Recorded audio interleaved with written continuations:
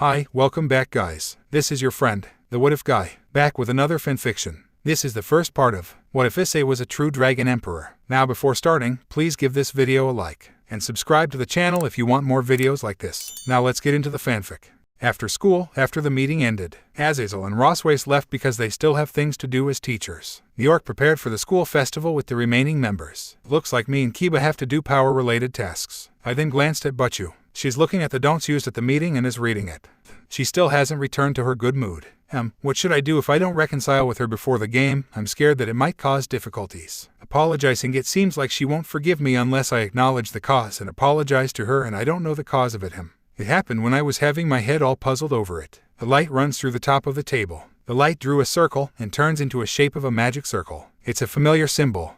Phoenix, Konkachin mutters. That's right, it's exactly like Konkachin said. This is the magic circle of Phoenix. It's a small magic circle which has the size to appear on top of the table. So is it a communication type? But who don't tell me it's Razor, what does he want?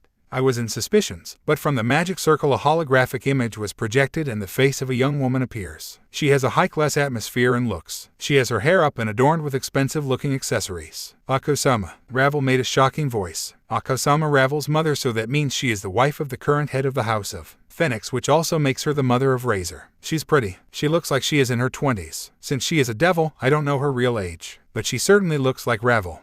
Why yes, it certainly is, but why did you call all of a sudden? When Ravel asks, Lady Phoenix says, the one who was called by her is Butchuan me. Why me? Butchu stands in front of the projection. How do you do, Obasama? It's been a while.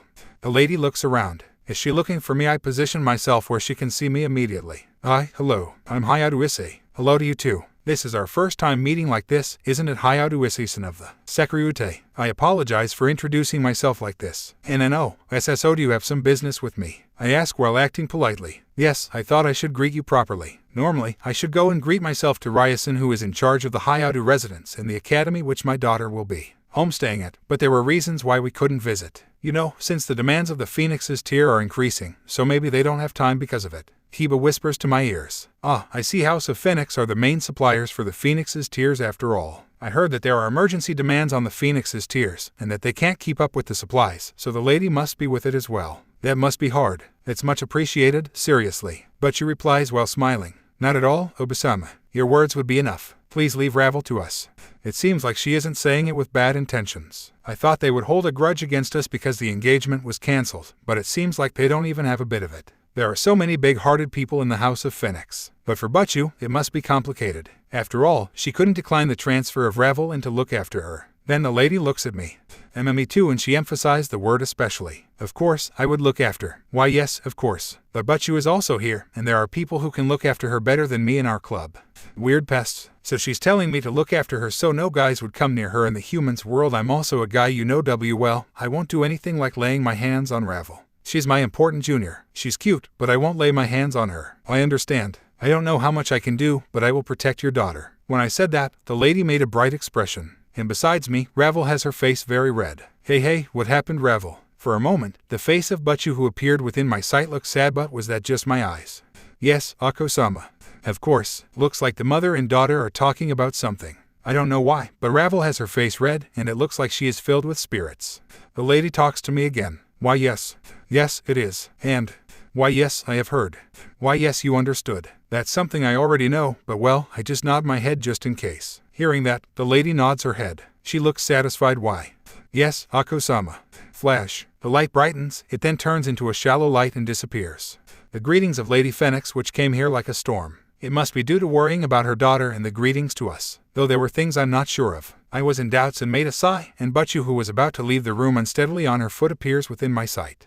Boo. Butchu, where are you going? When I asked, Butchu stops, and she mutters without turning around.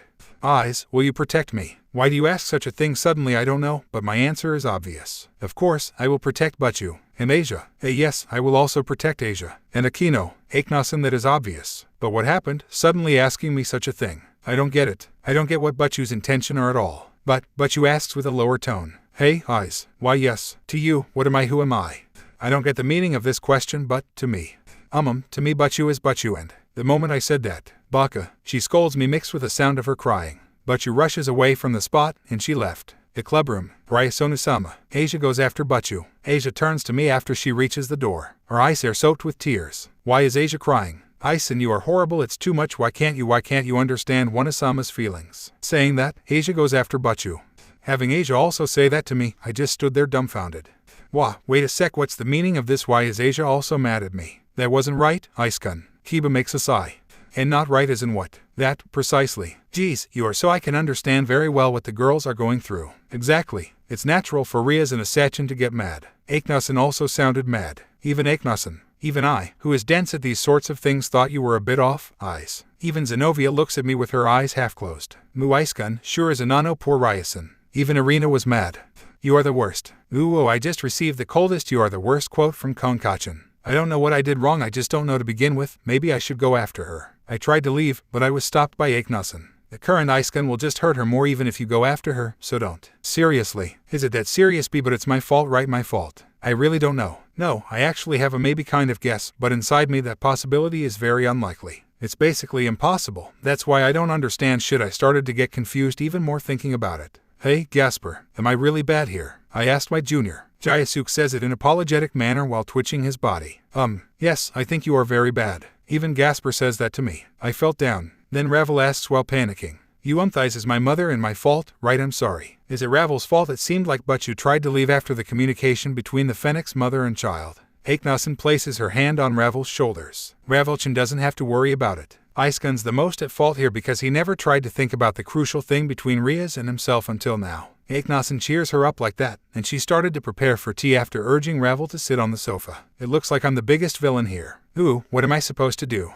After the berating he received from his club mates about his behavior, we find our protagonist aimlessly walking through the streets of Kuo. He couldn't stand the stifling atmosphere in the clubroom any longer along with the disapproving looks from his friends. He needed some fresh air. He needed to be alone. No matter how hard he tried though, he couldn't get the words his friends said to him out of his mind. He felt hurt, he felt betrayed, and most importantly he felt alone. Why couldn't they understand? He had his own demons to deal with. As he thought of this, a flash of black passed through his mind. Black wing scroll sneer on her face, mocking tone of voice. Will you die for me? Issei stumbles as he walks. I don't want a filthy low-class devil like you talking to me. He grabs onto his face. Ahaha, yeah, you are right, it was a very royal date. Thanks to it, I was very bored. Issei suddenly started to hyperventilate. I don't want a rotten brat like you calling my name. He grabbed his chest in a vain attempt to alleviate his mental anguish. Issei-kun, please save me, this devil is trying to kill me. I love you so much. That's why, let's defeat this devil together. Issei felt all the negative emotions he's repressed over the last few months boil to the surface. He can feel the facade he puts on to hide his deeply scarred heart slowly cracking.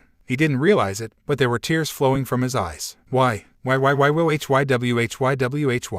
couldn't they understand? He's helped them all fight their own inner demons. He was there for them when they needed him, so why? Why did he feel so alone right now? What did he do to deserve such treatment? Is this karma for constantly peeping on girls, for being pervert? Is he destined to be alone, to be misunderstood? Didn't he deserve some help? Did they ever stop to think that maybe he is still haunted by ghosts of his past just as they were? Is he supposed to be the guy who has to be strong for everybody while they ignore his pain? Issei was tired of being the doormat for everyone to walk over. Even before he became a devil, people constantly looked down on him. Whether it was because he was a pervert or some other reason, he was never taken seriously. People never cared much for his feelings or thoughts. He thought he found a home with the orc. Finally, people who cared. People who treated him with respect. But it seems, like always, he's been deluding himself. Like how he put the circumstances of his resurrection at the back of his mind, or how Rias and Sona ignored fallen angels killing in their territory. The same way he ignored the hints dropped by Venelana Gremory about his future position. It seemed like at the end, he was a glorified trophy to be worn on the arm of the Gremory princess to be paraded to other high-class devils, the same devils who sneer at his existence. He wanted to hurt them, he wanted to don his and show them who's inferior. He's the Sekiryute, damn it, he's not some prize stallion to be paraded. Issei felt his anger skyrocket. Once again those repressed negative emotions came bubbling to the surface and a snarl formed on his face. His body was slowly being coated in a red aura as he started losing control. He felt his consciousness slipping, slow fading into the abyss. It would be so easy to give up. A voice roared in his mind, snapping him out of his funk. Issei's head snapped up, his eyes looking focused once more. The voice of his partner seemingly dispelling the darkness. As he regained his bearings, he took a look around and couldn't stop the bitter smile that surfaced on his face at the location his body unconsciously took him to. The fountain at Kuo Park. The place where it all began or where it all ended, depending on how you look at it.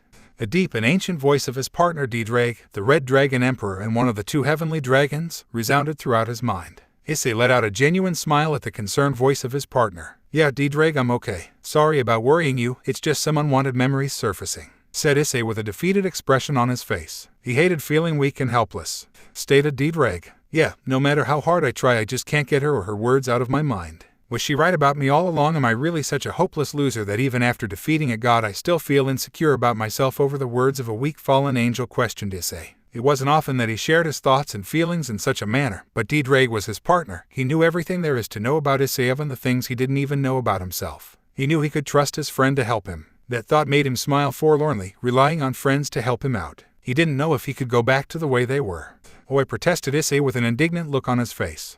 Exclaimed an annoyed Dreg. Okay, sheesh. Don't get your panties in a twist, said Issei. He could almost feel Dreg's eyebrow twitching and tick marks appearing on his face. Said Dreg. What started off as inspirational and moving finished off with a deadpan tone. Issei wasn't sure whether to laugh or cry, so he settled for a mixture of both. But truly, the words of his partner really touched him deeply. To hear such high praise from one of the most powerful beings to ever exist is a real boost to one's confidence, especially one as fragile as Issei. But as he thought over Dreg's words, he came to realize something. He was right. For so long he so desperately sought the approval of those around him, constantly trying his hardest to please everyone, sometimes at a cost to himself. All that it has ever brought him was pain, even though it seemed others expected him to go out of his way and prove something that was already plainly obvious. He was always expected to do these things, jumping through hoops like some circus monkey. But he was tired of trying to live up to everyone's expectations, trying to be a hero, trying to be the nice guy. For the first time in his life, wanted to be selfish. He wanted to do things for himself. He worked so hard at constantly trying to fix the problems of others that he ignored his own issues. Well, that won't be the case any longer. Thank you, Dreg. You're right. I'm always concerned with what others think, that I forget to just be myself and live my life to my own principles. I'm done with always going out of my way to make others happy. I'm Hayao Issei, the Securite, and I'll do whatever I want, exclaimed Issei as he stood up on the bench and punched his fist to the sky as he declared his intent, ignoring the incredulous stares the people around him were giving him. Questioned Dreg. Issei was brought back to earth at the voice of his partner. He sat back on the bench and scratched his head. To be honest with you, Dreg, I'm not really sure. I don't want to be around the orc for a while. Don't get me wrong, it's not like I hate them or anything. I'm more disappointed if anything. I still consider them friends, but I doubt it will be the same as before. The bond we shared kind of fractured in that room. I won't go out of my way to make them happy anymore. I'll try to be a good friend and comrade, but it ends there. For now though, I need to train. We have 2 months till the raiding game against Sairaorg, and I need to up my game if I stand any chance against him, Issei expressed thoughtfully. It was a real conundrum to him. Sairaorg seemed like an unmovable obstacle in his path, and his regular training just wasn't going to cut it. He could feel that he was on the brink of something, but there's a brick wall stopping him from getting to the finish line, pointed out Dreg. As blunt as it sounded, Issei knew that Dreg spoke nothing but the truth. I know, Dreg, and that's the problem at the moment. Although I've gotten really good at using them, my base level is still not good enough to keep up with someone like him. I need to find a way to increase my natural strength and abilities to the point where my body can rival that of a pure devil, or in my case a dragon's body. That's it, exclaimed Issei as he jumped from the bench in excitement. Inquired Dreg. Issei had a giddy smile on his face and seemed to be bursting at the seams. That's it, Dreg, I figured out how we can boost my base level. In biology class we've been learning about the heart and how it pumps throughout the entire body. So with that in mind, if we applied it to me and our situation, stated Issei as he mentally explained his plan to his partner. To say that Dreg was surprised was an understatement. The plan Issei outlined was crazy, bordering on suicidal. Dreg pointed out shrewdly. He wasn't about to let his partner do something rash and get himself killed. But to his amazement, Issei just smiled serenely at his words. I know, Dreg. I know better than most what you mean. However, I've put my life and my body on the line more times than I can count for the sake of others, sometimes even strangers. It's time I did the same for myself. This isn't about proving myself to Rias and the others or impressing the devils. This is about me, breaking out of the cocoon that's been crafted around me. This is about me getting rid of the metaphorical leash tied around my neck and break free and take to the skies to soar like the dragon I was meant to be. I have an opponent in front of me. He is powerful. He is worthy. I think we should let him be the first in a long line of people to experience the full might of not Hayao Issei, the pawn of Ria's Gremory, but Hayao Issei, the unstoppable Securite. Besides, if you think I'm going to die, you must be out of your mind, exclaimed Issei. While he started his monologue with a cool expression on his face, he ended it with a perverted leer. Dreg couldn't help the momentary deadpan expression on his face before he broke out into chuckles, stated Dreg proudly as he understood his partner's resolve. Issei smiled happily at those words. Thanks, Dreg, for having my back. And don't worry, as long as the chances are not zero, I will survive. I have far too much left to do to die anyway. You said before, one of my best qualities is my indomitable will.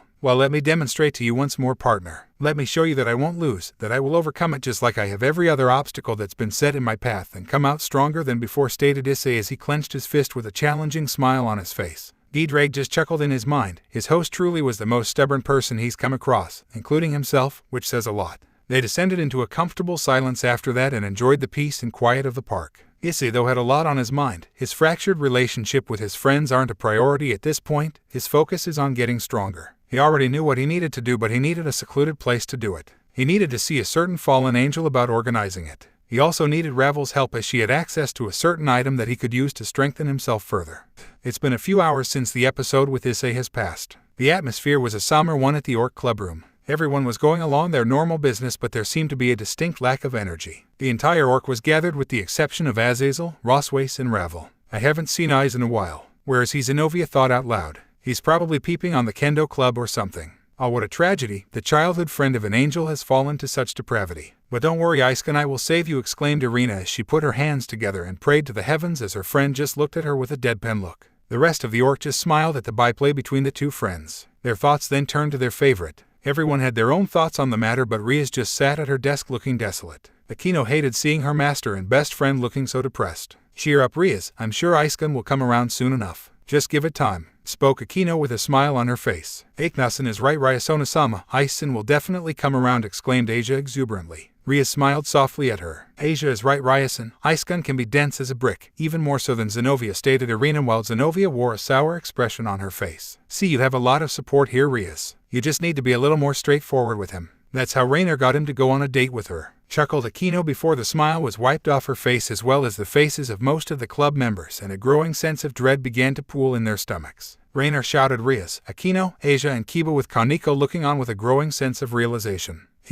What's going on, whimpered Gasper as he crawled back into his box. That why he was the way he was. He always seemed to look at us in fear at times. I understand now, said Akino with a miserable expression on her face. How could she not have realized it sooner? The man she loves more than anything was going through so much and she just ignored it. It's because of him that she finally accepted herself and made peace with her father after years of resentment and self-hate. She should have understood his feelings better than anyone. She never hated herself more than in that moment. And after all this time, Rainer-sama was still, mumbled Asia as she covered her mouth and let her tears fall down her face. She couldn't believe she let her Issei suffer through that and never even think to ask him about his feelings. She just selfishly wanted him to confess to Ryasona-sama so she could be next. She felt like praying to God, but at this moment she didn't believe she deserved salvation, especially considering that it was Issei who asked for her to be able to pray again. Kaneko was silent, but in her mind she was berating herself for being so inconsiderate to someone she loves. She was supposed to be his Hellcat that stood by him through everything. All the claims of having his babies and being closer to him, but she missed the emotional pain that must have been plaguing him all this time, which made her feel worse considering she was a Nekashu who knew Senjutsu, so feeling emotions should be second nature to her, but she failed. Kiba just clenched his fist and directed his anger at himself for being such a bad friend. When Issei was suffering in silence, he just overlooked it, even though Issei did his best, even taking multiple punishments in order to help him overcome his own demons. Some best friend I am, he thought to himself. Anna, can someone please explain what's going on, inquired Irina with Zenobia, Gasper, and looking on curiously. Akino took the time to explain the circumstances behind Issei's and Rainer's relationship to the point where she brutally murdered him.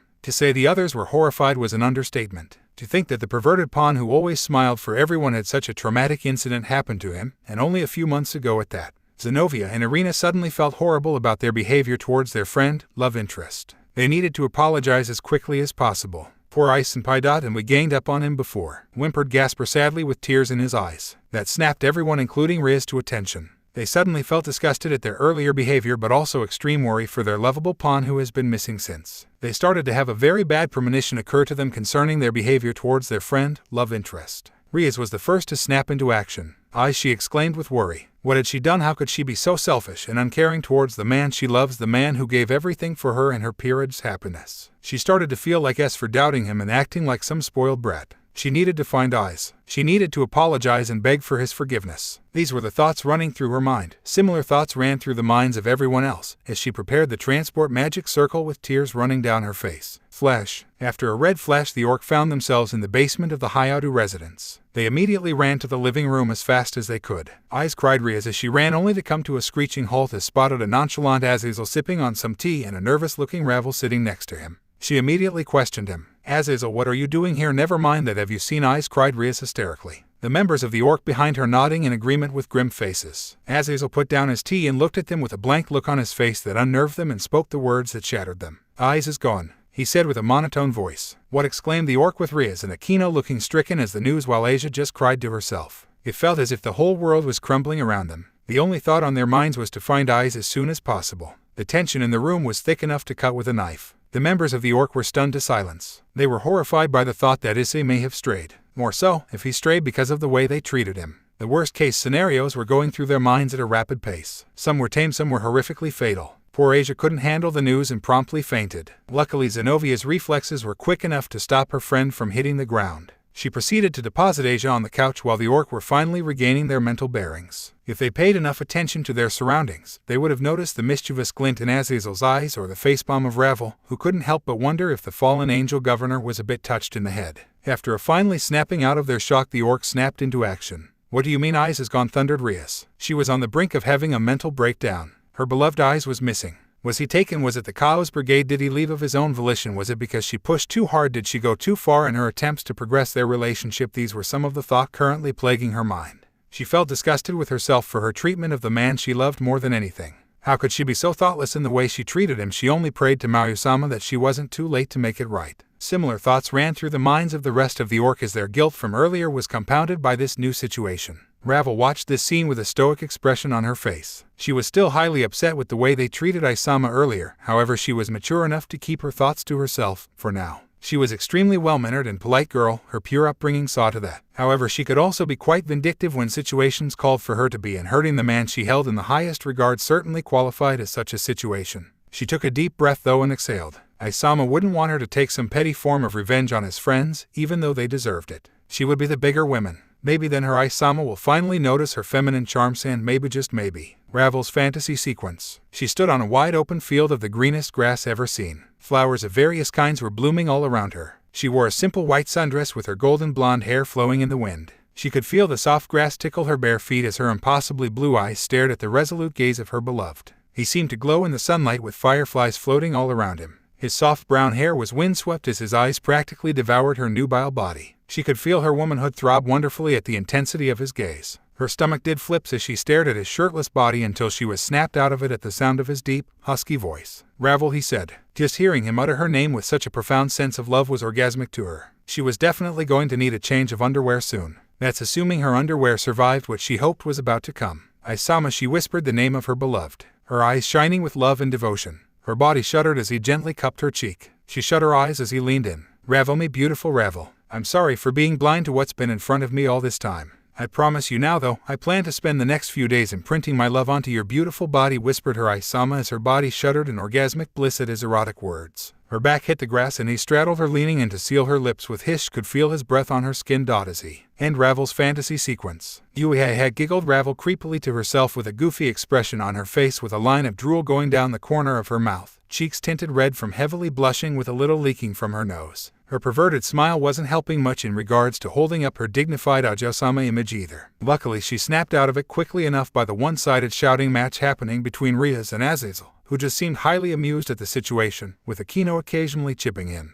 Assassin also seemed to be back among the land of the conscious, although she looked inconsolable. Ravel counted her lucky stars that nobody caught her having one of her perverted delusions about Isama. She doesn't want him to think of her as a shameful woman after all. Anyway, it seems that Ryasama was still livid about Isama's disappearance, but more importantly it seems Isama still hasn't given them the full story and just appears to be enjoying the situation his misleading words have created. Honestly, what an insufferable man. I wonder how Shemhei-sama and Barakil-sama put up with this man and his nonsense for so long, thought Ravel before she made an effort to clear the situation by coughing loudly into her hand to get the attention of the occupants of the room. She succeeded as all eyes were on her now. Looking as dignified and elegant as ever, she took the floor. "I think there has been a misunderstanding." Despite what Isama's words seemed to imply, Isama did not run away or go astray. He simply filed for a leave of absence from school, as well as informing his clients that he will be unavailable for the next 2 months due to taking a training trip to prepare for the upcoming raiding game, spoke Ravel eloquently. It seems her words had a desired effect as the tension immediately left the room and an overwhelming sense of relief filled the hearts of everyone present.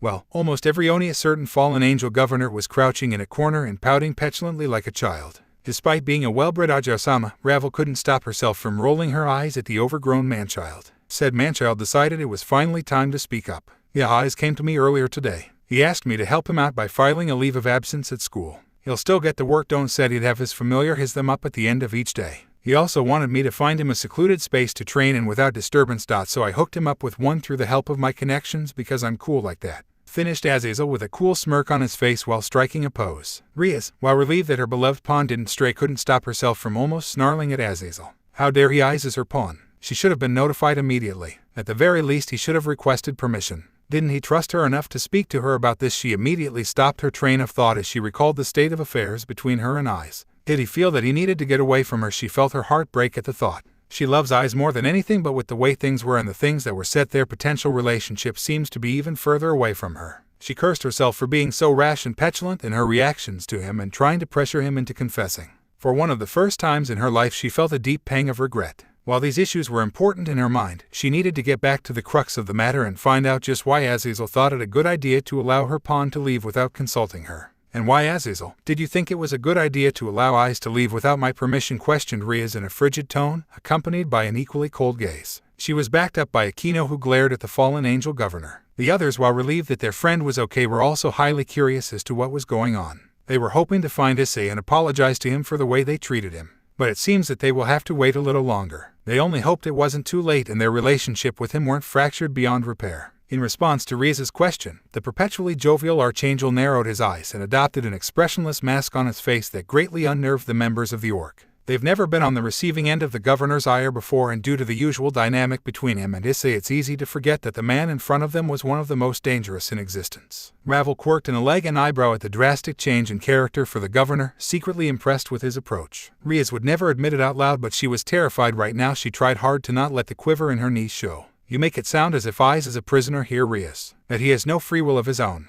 Is that the case? Questioned Azazel with a steely tone in his voice. He was giving off an extremely oppressive aura to those around him that made them start sweating. Riaz faltered in her indignant anger at the situation and widened her eyes at the question. How could he say such a thing as that? Why Eyes left without telling her because he felt she wouldn't let him go otherwise. Of course not, Azazel, Riaz spluttered. I was just concerned about him, and as his king I don't want anything happening to him, she added. It was the truth to some extent. She knew how close Eyes and Azazel were and wasn't too keen on telling him about the altercation that happened earlier today. She knew for sure that it would not end well for her, at least. Azazel just stared at her with scrutinizing expression on his face that made her feel like an ant under a magnifying glass. She felt as though her entire soul was being laid bare before this man, and she didn't like this feeling at all. After a few seconds, that actually felt like a lifetime to her, he finally broke out into his usual goofy laugh, and Riaz as well as the Orc released the breath they didn't realize they were holding at having his ire directed away from them. What they didn't realize was that Issei already briefed Azazel on everything that happened earlier. Flashback. Azazel just sat in silence as he digested everything Eyes just told him about what happened. He was severely disappointed in the behavior of the Orc, especially Aquino. He's been around long enough though to know that sometimes things like this happened. They were still young and prone to make mistakes. He would never admit this out loud, but he has a soft spot for the lovable pervert. He's never had any children of his own, so he couldn't help but look to this generation's heavenly dragons, whom he had a direct role in guiding and training them as a surrogate family. He was surprised though at how calmly Eyes was taking it, especially considering what an emotionally driven person he is. There's also the fact that he's a dragon. He should be counting his lucky stars that he doesn't have an emotionally distraught Sairaorg rampaging around Kuo. Finally coming back to the current conversation, he looked at the solemn Eyes and couldn't help but ask, "Are you doing okay, Eyes?" Azazel questioned softly. Eyes looked at the fallen angel governor with a determined look on his face. Regardless of his own problems and insecurities, Eyes trusted Azazel and deeply respected the man for not only his intellect but also the key role he played in bringing about peace between the factions. Which was why he wasn't afraid to open up to the man, as opposed to the Orc, as he knew he would get only the truth from him. Honestly, I can say that I'm doing fine. I'm certainly not 100%. It hurts, you know, the words that were said, and in some cases weren't said. I don't hate them for what happened, but in my heart I can't help but resent them a little. Not to the point of hurting them, but just to the point that my guard will always be up around them. I know I promised you I'd take care of Aknason, but it doesn't look like I'd be able to keep that promise. I'll try my best to protect her on the battlefield and offer it as a favor to you, but that's as far as it goes. I have my own path to walk, and I plan to take that first step by myself. For too long have I dallied about in mediocrity instead of rising to the top as I know I can. That's why I need to get away for a while. I'm on the brink of something, I can feel it. Call it the next stage to my evolution, if you will. I'm going to be leaving either way, but I'd prefer if I had your support. These were the resolute words spoken by Issei. Looking into the young man's eyes and seeing his determination, Azazel knew he wasn't going to be winning this argument, not that he wanted to either. He agreed with Issei in that a young man with such potential should go the extra mile to cross over that final hurdle standing in their way, the difference between being good and being great. He just nodded his head and found a fixed location far away from civilization for Issei with the promise of not revealing his whereabouts to anyone. Flashback end. Back to the conversation at hand. Azazel just finished his chuckles before giving his reasons to the orc. You don't have to worry about Eyes, he's strong enough to take care of himself. I'm sure you realize that he surpassed you and everyone in your peerage a long time ago. He also spent a month on a secluded mountain being harassed by a dragon king, so he's used to this kind of situation. He's on the verge of evolving in terms of his power. His aura feels more focused and driven. He's going to the next level, and I'm not too sure if Sairaorg Bale will be ready for the unstoppable force of nature that's going to run straight into him at the rating game, said Azazel with a smirk on his face. The others were bewildered by the word of the fallen angel. To pay such high praise to someone is no laughing matter. I suggest you use this time to properly hone your skills so that you can at least keep up with, not just Sairaorg and his peerage, but Issei as well, stated Azazel as he made to leave the Hayadu residence, leaving behind a deeply troubled orc. At the corner of the room sat Ravel, who was all but forgotten by the orc. She also met with Isama before he left, not that she was going to tell them that, just a petty form of revenge on her part. She couldn't help but think back to the meeting. Flashback. Ravel couldn't help but raise her eyebrows at what her beloved Isama just told her. When he came looking for her, she was overjoyed that she could properly apologize for the earlier situation that she and her mother unintentionally caused. Of course, Isama, being the kind and benevolent man that she knows he has, just waved off her apology and told her everything is fine, though she could see the pain behind his eyes. She knew she wasn't in any position to help her hero, so she did the only thing she could: offer the full support if he ever needs anything, which he surprisingly cashed in right away. After explaining his training plans to her and outlining the potential dangers, he asked her for a very special item. So is it possible to get any Phoenix tears, Ravel? I know they're kind of scarce at the moment, but I'm willing to pay any amount to get even just a bottle. Pleaded Eyes. Ravel just blushed at how cute he looked with those puppy-dog eyes of his. Although what he said was true in that Phoenix tears are extremely rare to obtain. You are correct, Isama, and they are scarce, and I don't think we will be able to buy some. But if you give me an hour or so, I can prepare a small batch with my very own tears as the ingredient. I can't tell how we make them, but I can give them to you. Think of it as a small token of my appreciation, stated Ravel with a soft smile in her face as she watched Isama's face light up like a Christmas tree. He rushed over and scooped her up into a fierce hug, earning a cute and demure eat from Ravel's lips as she had an atomic full-body blush at being embraced by her precious Isama. His next words really sent her over the edge, though. This is even better that buy them. I trust Ravel, so your tears will definitely be the best, plus when I drink it, it will be like a part of you will always be with me, said the clueless Casanova, unknowing of the effect such word had on the maiden heart of Ravel. The poor girl fainted with a blissful expression on her face, leaving behind a bewildered eyes to only scratch his head in confusion. Flashback end. Ravel smiled happily at the memory. She couldn't help but feel closer to the man she adored. Plus, with the situation as is with Riaz and the orc, she finally had a chance to win his heart for herself. She might be a kind and sweet girl normally, but she is also a woman in love, and she plans to use every advantage she gets to be number one in Isama's heart. He already placed a great deal of trust in her by telling her the plans he made instead of anyone else. She was not going to betray that trust. She just hopes that he comes back to her soon. Stay safe, Isama, though Ravel with a loving smile on her face. As he looked out at the dusty landscape of the mountainous region he was currently residing in, Eyes nodded to himself, satisfied with the place to apply his training ideas. In his grip, held firmly, were 3 bottles of Phoenix tears that Ravel had prepared for him. He smiled softly at the thought of his cute Kuai. She really was a wonderful young woman. After a moment's contemplation, he shook his head clear of any thoughts and focused on what he was about to do. Questioned Diedrag. He wasn't really concerned about the health of Eyes, as he was confident his partner could survive what they were about to attempt, but more along the lines of a final verification of the deed. Yeah, I am Diedrag. I know this is risky, and the chance for death is stupidly high, but I can't back out now. It's do or die for me, literally, stated Eyes resolutely. Said Diedrag. There was an undertone of seriousness in his voice. I understand, Diedrag, and I'm ready to face the consequences. I may not be the grandson of the original Lucifer, or a descendant of a legendary hero or some prodigy, because when it comes down to it, none of that matters. I finally know who I am and I know where I'm going. For the first time in my life, I feel comfortable in my own skin. It doesn't matter what people think of me anymore. I may be a shameless pervert and I'm not some genius, but I have the will to never give up, and I fear nothing, not even death, declared Eyes with a fierce expression adorning his face worthy of the Red Dragon Emperor.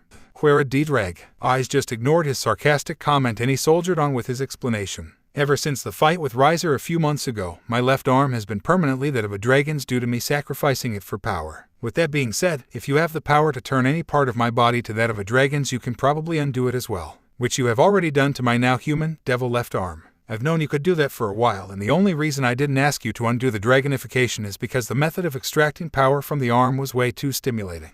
That, however, isn't a concern anymore. It therefore occurred to me that instead of complaining about having a weaker body than a pure devil like Sairaorg, I can make use of the priceless tool I have at my disposal. If you were to change my heart to that of a dragon's, theoretically my entire body would morph along with it as the heart pumps throughout the entire body, including the brain via the circulatory system. My body will therefore adopt dragon characteristics, internally, and maybe even some external changes. Theoretically, this would enhance my senses, strength, stamina, endurance, and probably magical capacity as well to an exponential level, therefore raising my base stats to the point where I don't need to constantly wear my balance breaker for every fight and save it for when it's really needed. Explained Eyes. Questioned Dreg. Suddenly Eyes had an almost maniacal look on his face as his smile creeped even Dreg out. Do you remember when we fought Volley and I had the idea of using one of the gems that broke out of his sacred gear and take that power for myself, which we succeeded in doing, by the way, even though I don't have full access to it? Questioned Eyes, with Drain feeling a shiver crawl up his spine at the impending sense of doom he suddenly felt. Eyes just continued his explanation without paying any heed to his discomfort.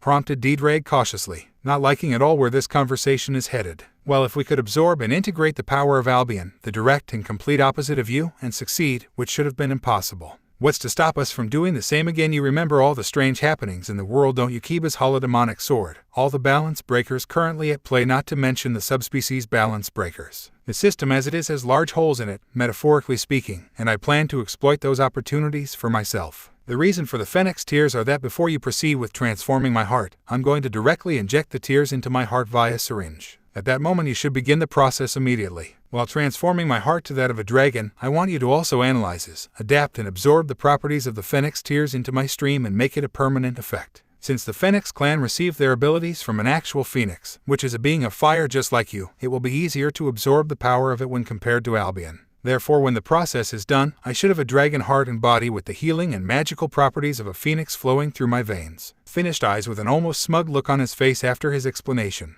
Dreg, on the other hand, was incredulous at the recklessness of his host.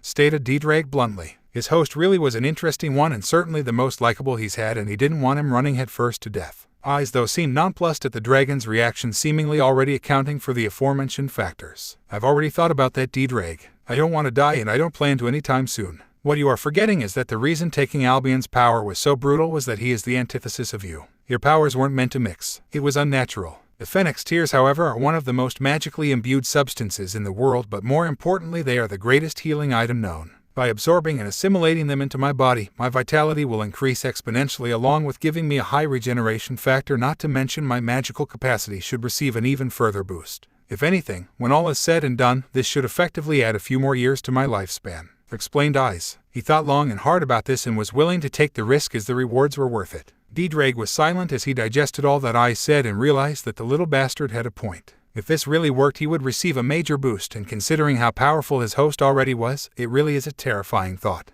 It started off as a grin before evolving into a full-blown maniacal laughter by the heavenly dragon. He could almost picture the look on Albion's face when his host smacks around his precious so-called strongest Hakuryuko to ever live, and man, was the image a beautiful one. He really was right in saying that Eyes was the best host he ever had. There's never a dull moment with him around. Eyes, on the other hand, just sweat dropped at the bipolar behavior of the ancient dragon. I really am surrounded by unstable individuals, Siskin, Surzech, and Serafal, mad scientists Azazel and Adjuka, battle maniacs Volley and Sairaorg. Damn, why do all the crazies flock to me? Thought Eyes depressingly. His so-called normal life really was gone down the drain. Oh well, considering what he was about to do, he can't really call himself fully sane any longer.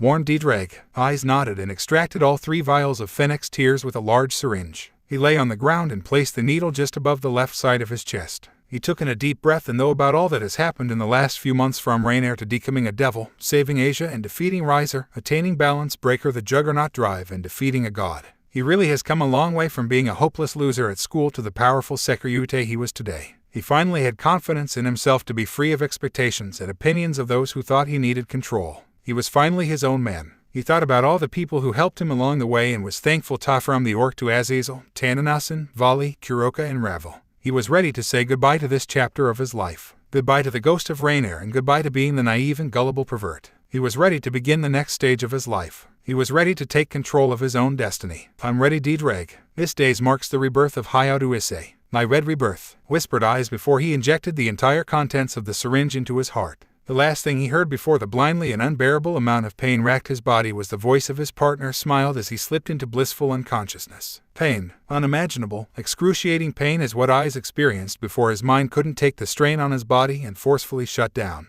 He wasn't sure how much time has passed. As the soft and soothing rays of the sun bathed him in their essence, he felt himself slowly regaining his mental faculties as he lay on the ground. Before he could fully comprehend his situation, he was hit by a multitude of scents and sounds, so much so that he unconsciously grabbed onto his head in a vain attempt to stem the pressure caused. He could smell the fresh dew on the grass as well as the dirt, the distinct aroma of each flower in his immediate surrounding as well as the smell of and sweat wafting from his body. He had no idea how his sense of smell got this powerful in the first place, let alone how he was able to comprehend the different scents. He could hear the birds chirping overhead, the wind softly blowing through the grass and trees as well as a babbling brook of water, he assumed from a stream, which he knew was just over a kilometer away. All of these sensations hitting at once was a bit disorientating as he raised himself off the ground. It took him a few minutes to regain his bearings before attempting to walk to his cottage not too far from where he was. The key word being attempt, for as soon as he tried to take a few steps forward he seemingly tripped over absolutely nothing and fall flat on his face. Cursing a god which he knew was dead, Issei pushed himself off the ground.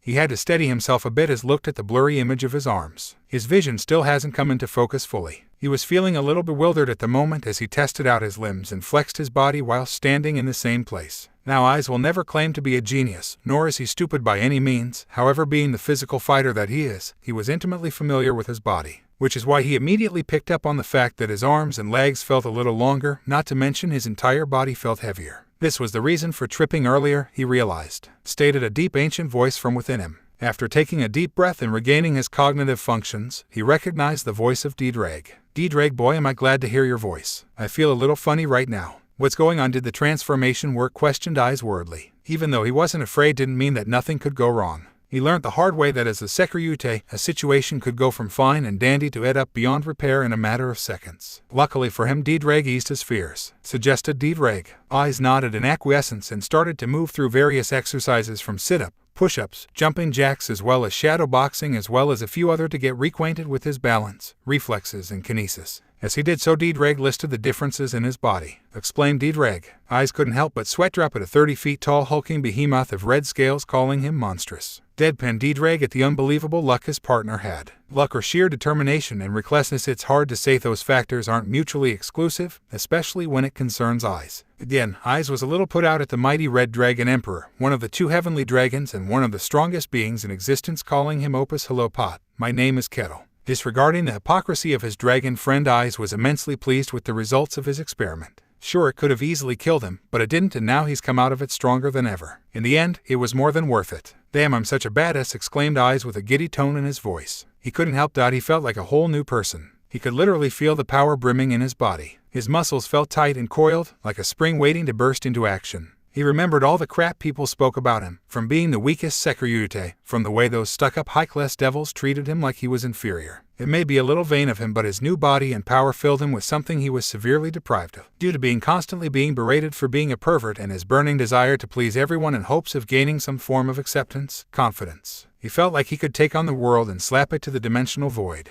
Rebirth, who was listening into Issei's thoughts, just had a deadpan expression on his face at the ridiculous thoughts of his partner. Issei, after finally exerting some control over his motor functions, made his way to his cottage. He needed to get cleaned up, not to mention he felt really hungry. He decided to ask Rebirth something he seemingly overlooked in his excitement. Hey Rebirth, how long was I out for? Questioned Issei. He was in for a shock at the answer though, stated Rebirth bluntly. What? Shouted Issei, his mind reeling at the fact that he was out for almost a week. Advised Rebirth. Issei just swore under his breath. When you put it like that, it sounds as though I lucked out, but I can't help my reaction. I lost almost a week of training time and now I only have just under 2 months. Damn, I'm gonna have to train twice as hard, Issei stated before mumbling under his breath about training plans. Said Rebirth mysteriously. Issei could almost see him rubbing his hands together in a scheming manner. Anyway, he trusted his partner. If he said he had a solution, then Issei would rely on him. As he finally reached his cottage, he stripped off his dirty, stained clothing and put it in the hamper. He was walking towards the bathroom, passing by a full-body mirror, when he did a double take, his eyes comically wide as he stared into the reflection. While feeling the changes in your body was one thing, seeing them really put things into perspective. Seeing is believing after all. The first thing he noticed, almost immediately, were his eyes. His once plain brown eyes now stared back at him in a striking shade of emerald.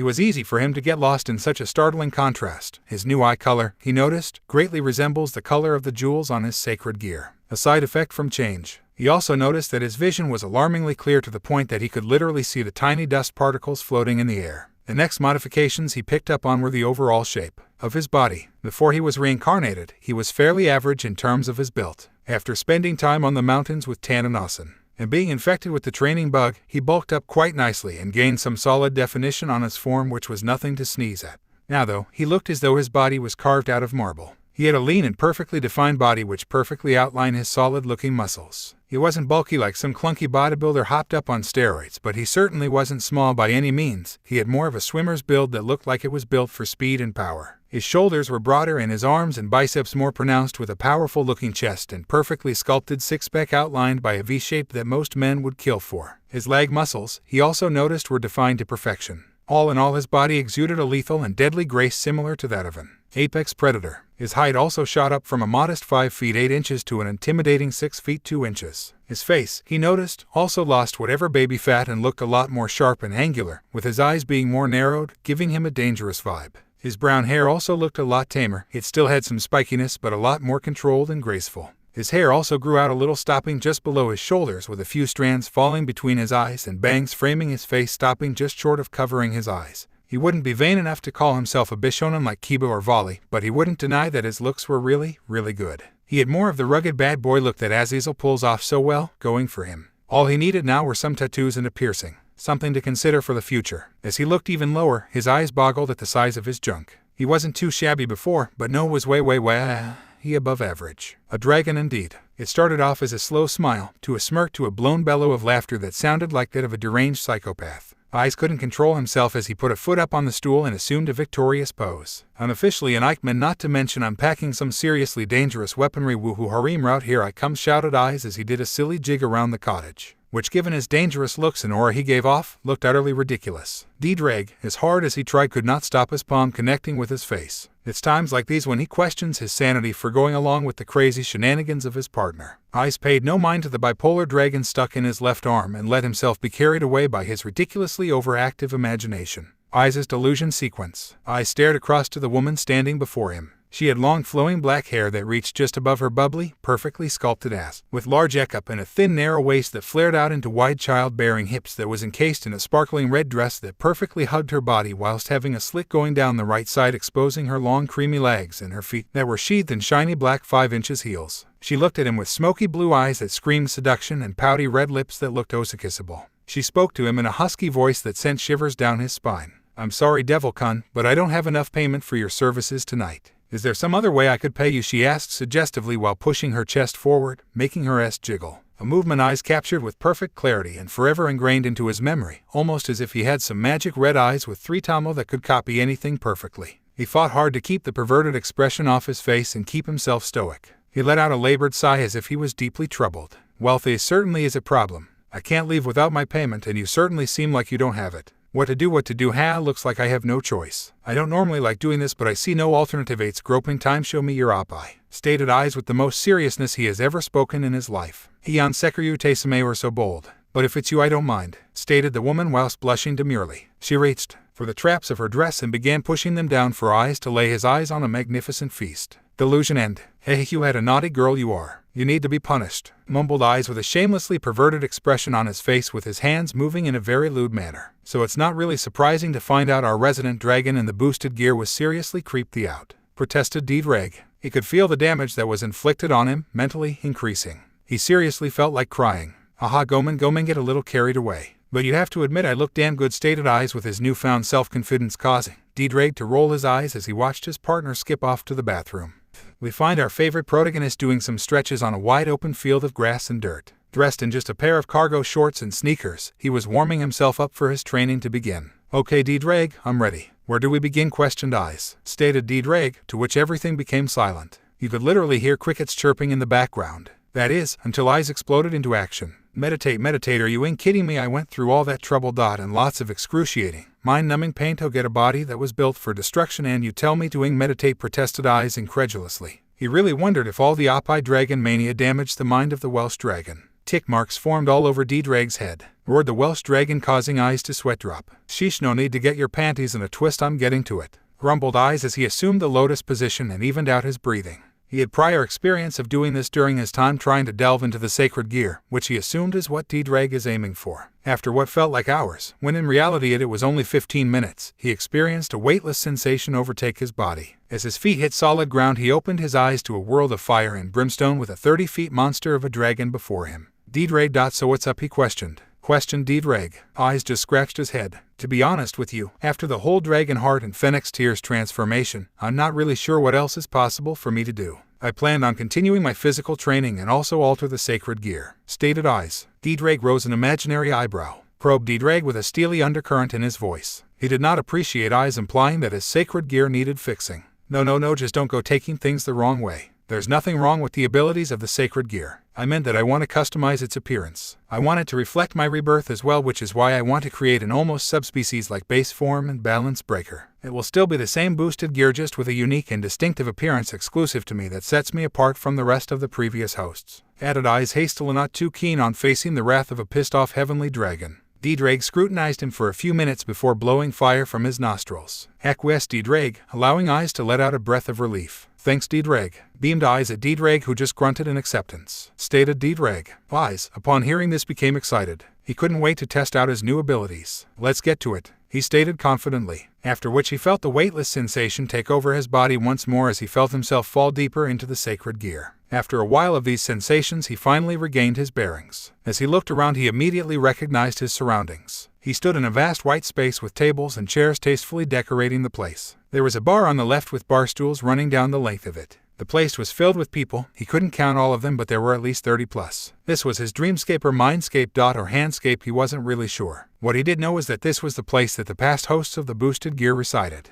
It became available to them after he used the Juggernaut drive. These were the voices that normally tempted him when he was in a bad situation, tempted him to unleash the Juggernaut drive and destroy everything. Naturally, he was immediately on guard. He noticed a striking difference, though. Normally when he appeared here, the senpais remained blurry and unrecognizable. Now, though, he could see face with perfect clarity. He was unsure what that meant for him. Hey, Hayadu Issei, looks like you are in a pinch. You need some direction. You are facing a worthy opponent. These voices are the previous senpai. It's the first time he's heard them speak. Now that he took a closer look, most of the senpais are wearing tuxedos, holding on to wine, looking like gentlemen, and sitting on their chairs with elegance. One of the senpai is shaking the wine glass with no wine inside and says it to me with a speech tone of a gentleman. Fufufu. To get out of a situation like this, we can only use that. Correct. What do you mean by that? Yes, we can only use that. That must be it. The senpai starts to agree with each other. Teeth eyes flow. You guys aren't telling me to use Juggernaut drive again, right? I was worried that they must say something dangerous again. But senpai shook their fingers to the side, saying no.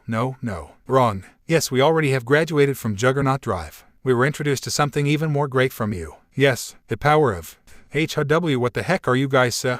These idiotic senpais. They are wearing the clothes of a gentleman, so I was wondering what they were going to say. And they said power of. That is an outrageous thing that sensei predicted, and it is different from the power confirmed shit. Why are these senpai putting on such a bright face even if I said that? The senpais aren't listening to me and creates a vision on the air of the white world. What appeared is, let's depend on these S. Yes, that is the source of Oppai Dragon who protects the future. We became gentlemen who enjoys after connecting with you. Fufufu, this really doesn't feel bad. Hey, what are these guys muttering about? I don't get it. Senpai then put on a serious face and then said it with a serious tone. Hayadu Issei, you were once called the weakest Sairaorg, a shameless pervert, never amount to anything. Yet your straightforward nature and sheer grit and determination made you one of the most powerful figures in the world today. You've shown us how foolish we once were, getting drunk on power and rampaging mindlessly. But you have shone a bright, beautiful light in this once dark world. You cleansed a millennia of hatred with your charismatic personality, and freed us from the chains that we were once bound by. You have shown us a future worthy of fighting for. Fufufu. You have also shown us the gloriousness of Oppai. That's why we have decided to help you in your ventures. We who have lifetimes of experience in a multitude of fields will give you the training, knowledge, and abilities that will make you shine,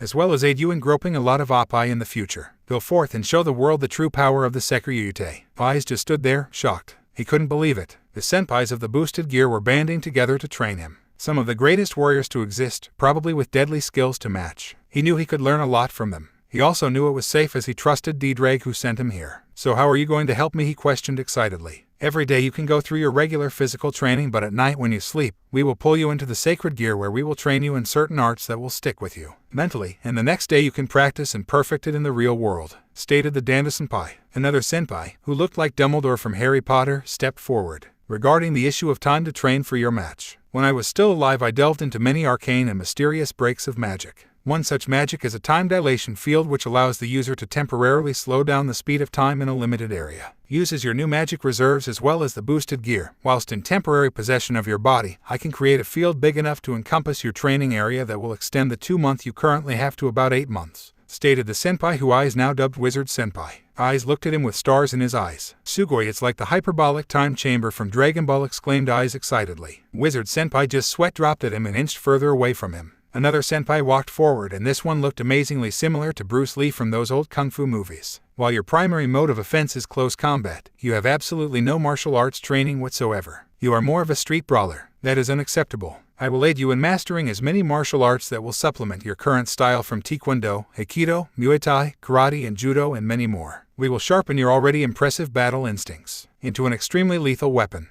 I will also show you how to properly wield a sword so you don't let the magnificent blade you have rust, stated Karate Senpai. Eyes looked really excited at the prospect of learning martial arts. As of now, the only style he had was rush in head first as punch as hard as you can. Learning an actual style will be a huge boost to his repertoire. The next one to step forward was a creepy-looking guy dressed in what looked like biker clothes, flicking a Zippo lighter. Since you are mostly dragon, along with the phoenix tears you injected into your veins, means you have an exceedingly high affinity for fire magic. I will show you how to harness that fire and turn it into your weapon by helping you create your own unique spells, stated Pyro Senpai. This really made Eyes giddy. He was always a little jealous of Volley and the others for throwing around magic when he never had the capacity to do so before. Now Tho was going to abuse the shit out of it. Next stepped out a man who looked like a Shinto priest. I will aid you in learning the lost art of Fuinjutsu as well as the Shinto branch of magic. As a fellow Japanese, I feel it is my obligation to pass on this knowledge to you. I don't expect you to become a master of this art, but with sufficient knowledge you can greatly supplement your usual fighting style, and it is great for setting traps and aiding your training.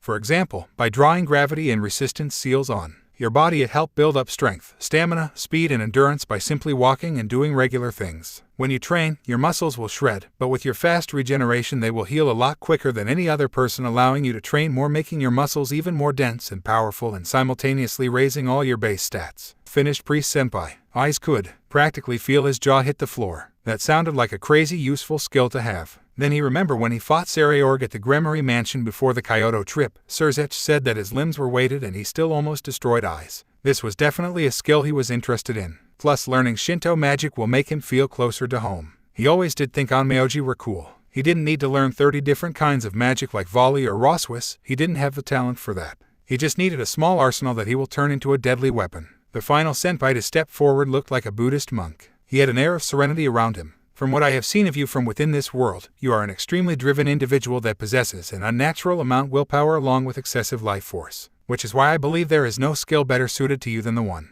which I will teach you. It will become the bread and butter of your offense. It is an obscure art that was only passed down from teacher to student in the old days, and even then users of this art were rare, so much so that it had died out centuries ago. However, I can feel the potential for it dwelling within you. The name of this power is Haki. Haki is a power that dwells within every human in the world. Presence, fighting spirit, control. It is no different from the other senses normal humans have. But average humans don't even notice this power, or they may try to develop it their whole lives without success. Removing all doubt, that is strength. Haki is typically divided into two shades. The power to be sensitive to your opponent's presence. This is Kenbenshoku no Haki. If you can master this power, you'll be able to discern both the location and the number of enemies outside your field of vision. It even allows you to predict what the enemy will do in the next moment, even going as far as reading surface thoughts and emotions if mastered correctly. Yusashoku no Haki. This one is like putting on a coat of armor around a selected part of your body depending on your skill with it. Stronger armor will obviously increase your attack power as well. Taking into account your fighting style, it is an art I believe was meant to be wielded by someone like you. Kenbenshoku, Busashoku. These are two types of Haki. However, a select few people in the world can utilize another kind of Haki. The power to control your opponent, Heishoku no Haki. It is the crystallization of one's will and the ability to enforce that will onto your enemies and environment. For example, with a controlled burst of Heishoku Haki you can knock out a small army depending on your skill with it. It's useful when fighting cannon fodder. However, while the color of the conqueror can be controlled, it cannot be trained. It is the very spirit of the user. The only way to strengthen it is to strengthen one's own mental strength. I have a strong feeling this power dwells within you. As such, I will show you the ancient practices long since lost to time to unlock and wield your haki," explained Monk Senpai. By the end of the explanation, Eyes felt his mind shut down and reboot. That sounded like a completely badass power, and he was going to learn it. His face adorned a maniacal smile on his face that reeked of battle lust. "Well, what are we waiting for? We've got 8 months to turn me into the biggest badass possible. Let's get started," he exclaimed, totally pumped to take it to the next level. The world better be prepared to be flipped on its ass by him. "I hope you're ready, Sairaorg. You're in for a world of pain if not." Issei is ready to take the stage, thought Eyes as he dove headfirst into his training. Ria's Jiaramuri chewed on her nails in an attempt to alleviate the pressure she could feel trying to swallow her up. It was only down to herself and Asia going up against the strongest youth devil, Sairaorg Bale. Her beloved Eyes was nowhere to be seen. This day was not going at all the way she had hoped it would. It started off on a bad note as her prized pawn and love interest Issei, who left 2 months ago to train in a secluded location, didn't show up on the morning of the biggest day yet for her peerage. Those 2 months felt more like 20 years to her. She could hardly concentrate on improving herself as she was desperate to see her precious Eyes once more and apologize to him for behaving so selfishly. It was all she could think about these last 2 months, and she was sure the rest of her peerage were in the same situation. She knew that being unfocused before such a huge match was asking for trouble, but she couldn't help it. Her delicate maiden heart still yearned for his attention. Her team was already a bit on edge due to their missing pawn, so the trip there didn't calm their nerves at all. Arriving at the venue, they received the news that Eyes would be a little late from Azazel, whom he reached via his familiar, the Skipleftnir. It still pained her to think that he contacted Azazel and not her to inform her. It hurt even more to know that he could have contacted her or her peerage at any point during these last 2 months. She wondered if he was still upset with her. She wondered if he hated her and wanted nothing to do with her anymore, along with a host of other nonsensical scenarios like him eloping Aphrodite, who seduced him away from her. What a slut. Hey, the heart of a maiden is a complicated thing, and she knew she was being ridiculous, but Riaz couldn't help herself. She convinced herself that Eyes just needed some time away for himself to sort out whatever he needed to, and she had hoped that when he got back, things could go back to the way they were, or maybe even better if her dream comes true. After arriving in the underworld, the Gremory Peerage plus Azazel and Irina made their way to Agriaz, a city located in the floating island in the sky located in the Agairs territory. The location of the match was agreed on upon the intervention of the current head of the Agairs clan following the disputes between the current Maus and the Great King faction. It was a tumultuous situation regarding the raiding game, which was supposed to be a platform for the youth devils to showcase their power. Instead, it became tainted with greed and politics of the higher-ups and is now acting as a representative war between the Mau faction and the Great King faction. After getting their pre-game talk out of the way and arriving at the stadium, the Gremory Peerage found out the special rules of the raiding game, dice figure. The rules were simple. Each king rolled a single die, and they could then send out combatants whose value, in terms of pieces, equal the combined number rolled by both kings. It was a good thing that these rules were in effect, as if it were a regular game, Eyes would have been disqualified for being late. As it stands, he doesn't have to fight unless sent out by Riaz, leaving him enough time to make it to the stadium. As the first match got underway, Riaz sent out her knight Kiba Yuudo to go against the knight from Sairaorg's peerage, Baruka Furkas. It was a tough match for Yuudo as he went up against a member of the Furkas clan whose specialty lay in controlling horses. In the end, Yuudo used deception and his surprising second balance breaker, Glory Drag Trooper from the Blade Blacksmith, half of his holy demonic sword, to take down Baruka, earning the Gremory Peerage an early win. The second matchup was the Rooks, Roswis and Karniko going up against the Rook, Gandoma Balam, and the knight, Libin Krosel. It was a tough match for the Rooks, as Balam's overwhelming strength and defense and Krosel's trickery along with his sacred gear, Gravity Jail, proved quite an obstacle. However, Roswis's extraordinary intellect and Karniko's amazing fortitude earned them the win, the second in a row for the Gremory Peerage. It didn't come at a cost though, as Karniko was taken out at the end, devastating her teammates. The third match was a magic battle between Aquino and Sairaorg's Bishop Coriana Andrielfus. It was a flashy battle with lots of elemental magic being thrown around, but in the end, Aquino's magic prowess was too much for the Bishop of Sairaorg as she was defeated, earning Riaz 3 straight wins for her peerage. The fourth match pitted Zenobia and, surprisingly, Gasper, who volunteered, against the descendants from extinct pillar houses, the Bishop, Mistina Sabnok, and the Rook, Ludor Abune. It was a brutal match, as thanks to Sabnok's sacred gear, Trick Vanish, Zenovia's ex-Durandal was sealed, leaving her defenseless. But almost everyone was surprised as Gasper stood up to the plate and took an immensely brutal beating while stalling for time as he tried to unseal Zenovia's holy sword. He succeeded in the end but was eliminated, but not after giving a truly marvelous and moving performance, allowing a highly emotional Zenovia to sweep through both opponents with her ex-Durandal, earning a 4th win for the Gremory Peerage. The 5th match was Queen vs. Queen, with Aquino going up against Kuisha Abaddon, an extra demon from the House of Abaddon. Again, similar to her previous match, it was a magical battle. It seemed the Aquino had the advantage in terms of pure power, however Kuisha was a lot more resourceful, especially with the use of her clan's signature move Hole. In the end, Akino's lack of knowledge of the skill was her downfall, as her own hololightning was turned against her, with Issei earning the first win for Sairaorg's peerage. The sixth match saw the king himself, Sairaorg, step forward to face the team of Yuuto, Zenobia, and Roswis. They worked well to go against the monstrous strength and speed of Sairaorg, along with his overflowing Tauki. They even managed to sever his arm, which forced him to use his Phoenix Tear. But in the end, his overwhelming power proved too much for the trio, as they sucked to defeat in the end. The seventh match saw Sairaorg send out his queen once again, as they were the only two left in the peerage. Rias had no other choice but to step out herself, as she couldn't risk Asia. The battle was again magic-intensive, as demonic powers flew all over the place. Issei proved to be quite the combatant and pushed Rias to the edge. But in the end, the power of destruction was far too much for the queen to handle, and she was defeated. Luckily, Rias had Asia to heal her after the beating she took. Which brings us to the current situation. Due to the fact that only Sairaorg was left in his peerage, he automatically took to the field. Rias was in a pinch now, as the only option she had was to send out Asia, as a single combatant couldn't fight 2 matches in a row. Rias was at the end of the rope. She still had her earpiece on and was consulting with the rest of her peerage, who were under supervision in the medical room but were still able to watch the match. Issei isn't here yet, Rias. It looks like we have no choice but to send out Issei. As soon as the match starts, have her forfeit. If Issei is not here by then, you will have no choice but to take on Sairaorg yourself, stated Akino logically, as she reclined on a hospital bed, recovering from her injuries. All around her were the rest of the peerage, who were also awake with their earpieces on, watching the game. Rias just let out a sigh. You're right, of course. Do you think you can handle it, Asia questioned Rias to her adorable bishop. Said blonde nodded her head resolutely. I won't let you down, exclaimed Asia, as she cutely pumped her fist, bringing a smile to her king's face. Good luck, Issei-san, will be here waiting for you in the medical room, stated Yuuto, along with the rest of the peerage, giving well wishes to their timid bishop friend. Are you ready to go, Asia questioned Rias. She only had a minute and a half left to submit her combatant after all. Asia nodded and prepared to step into the magic circle before a voice in their ears stopped her and the rest of the peerage in their tracks. There is no need for that. I'll take it from here, said a deep, husky voice that was brimming with confidence and charisma. He had their earpiece, which was only given out to members of their peerage. It took them a while to recognize, since they hadn't heard his voice in almost 2 months, not to mention his voice changed a little, but there was in doubt in their mind.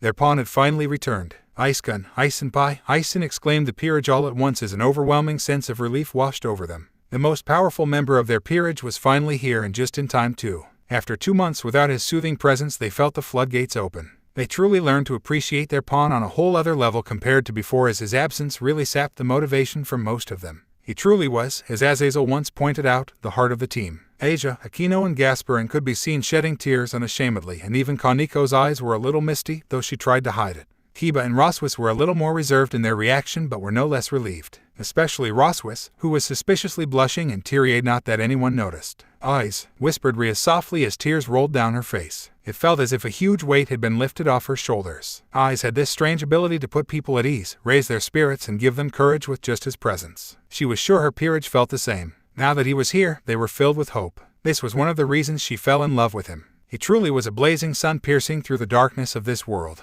You did well out there, Gasper. I'm proud of little buddy. You as well, Kaniko. You all have done your parts, now it's time I do mine. Sorry I'm late, but I'll take things from here. This is my fight, you guys just sit back and enjoy the show, stated Eyes with a quiet self-assurance that the rest of them didn't know he had. Gasper was beaming at the praise of his favorite senpai, and Kaniko blushed at his words. The others sat up a little straighter upon hearing his words. There was always a quiet confidence in them with regards to Eyes and his ability to pull through in a fight, and they knew that the only person in their peerage who could even remotely face Sairaorg head-on was Eyes. Now though, even though the conversation was being held via earpieces, they could practically feel the confidence oozing off him. It was an incredibly reassuring feeling, as his teammates. At the same time, however, it intimidated them to the point that they felt the need to submit to him. It only lasted a few seconds before the feeling disappeared, making them feel as if they had just imagined it. Rias wanted to say something, to apologize for her behavior the last time they spoke, to ask for forgiveness, but the words caught in her throat. She was far too engrossed in the sound of his voice, which she hadn't heard in 2 months. It sounded much manlier and mature as well. She knew that now was not the time, as he needed to be focused on the fight. So she did the only thing she could. Good luck, Eyes, she whispered softly. Thanks, replied Eyes before he cut off the connection and moved toward the arena. Rias felt a little disheartened at the response. If it was Eyes of a few months, he would have stumbled over himself and tried to reassure her that he could win and that he would do it for her. He would have then had a lewd look on his face as he imagined all the ways she would reward him, most of them involving her. She let out a sad smile to herself. It seemed like her beloved Eyes really has changed since he left. She only hoped he didn't resent her.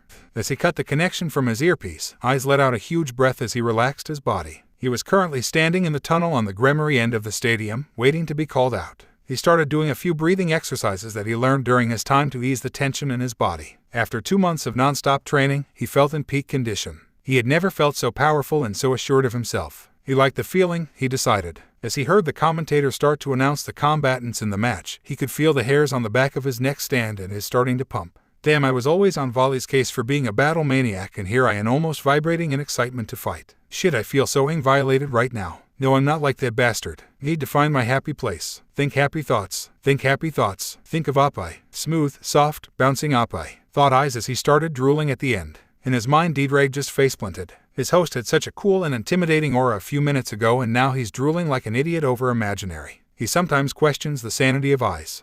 Growled Dreg. Even though he got a little better over the last 2 months, he still felt some phantom pains every time he heard the word Issei. Eyes snapped out of his pleasant daydream at Dreg's insistence and refocused himself. Dreg would never say it out loud, but the speed at which the air around his host changed in that moment was frightening. An air of oppression hung around Eyes as all emotions melted off his face. Dreg called this his game face. After almost 8 months of daily martial arts training, Eyes learned disciple and how to exert control over himself and his emotions. He is still a highly emotional individual, however now instead of blurting out his feelings and making a fool of himself, he's learned to internalize his emotions, direct it at a target, and let all hell break loose. As much as he tried to deny it though, he loved the thrill of battle. Maybe it was the dragon in him, or maybe it was his natural predisposition, but when he was in the heat of battle he felt truly at home. All restraints were off him. On the field of battle, he wasn't a son, he wasn't someone's servant, and he wasn't a worthless pervert. He was a warrior, a gladiator. He was free to express himself however he desired. He could let loose all the pent-up emotions and all the feelings he's repressed and feel the adrenaline pumping through his veins. It was only during his training that he realized one of the most important things. It's only in a fight that he can truly be himself. He is a dragon, a fact he can deny no longer. He lives for the thrill of battle, and as he heard his name being announced, a single thought ran through his mind. It's time this dragon took flight. Sairaorg Bale, you are someone I acknowledge as a worthy opponent. However, today you will be a stepping stone to my ascension. I honestly don't think you are ready for what's about to hit to you.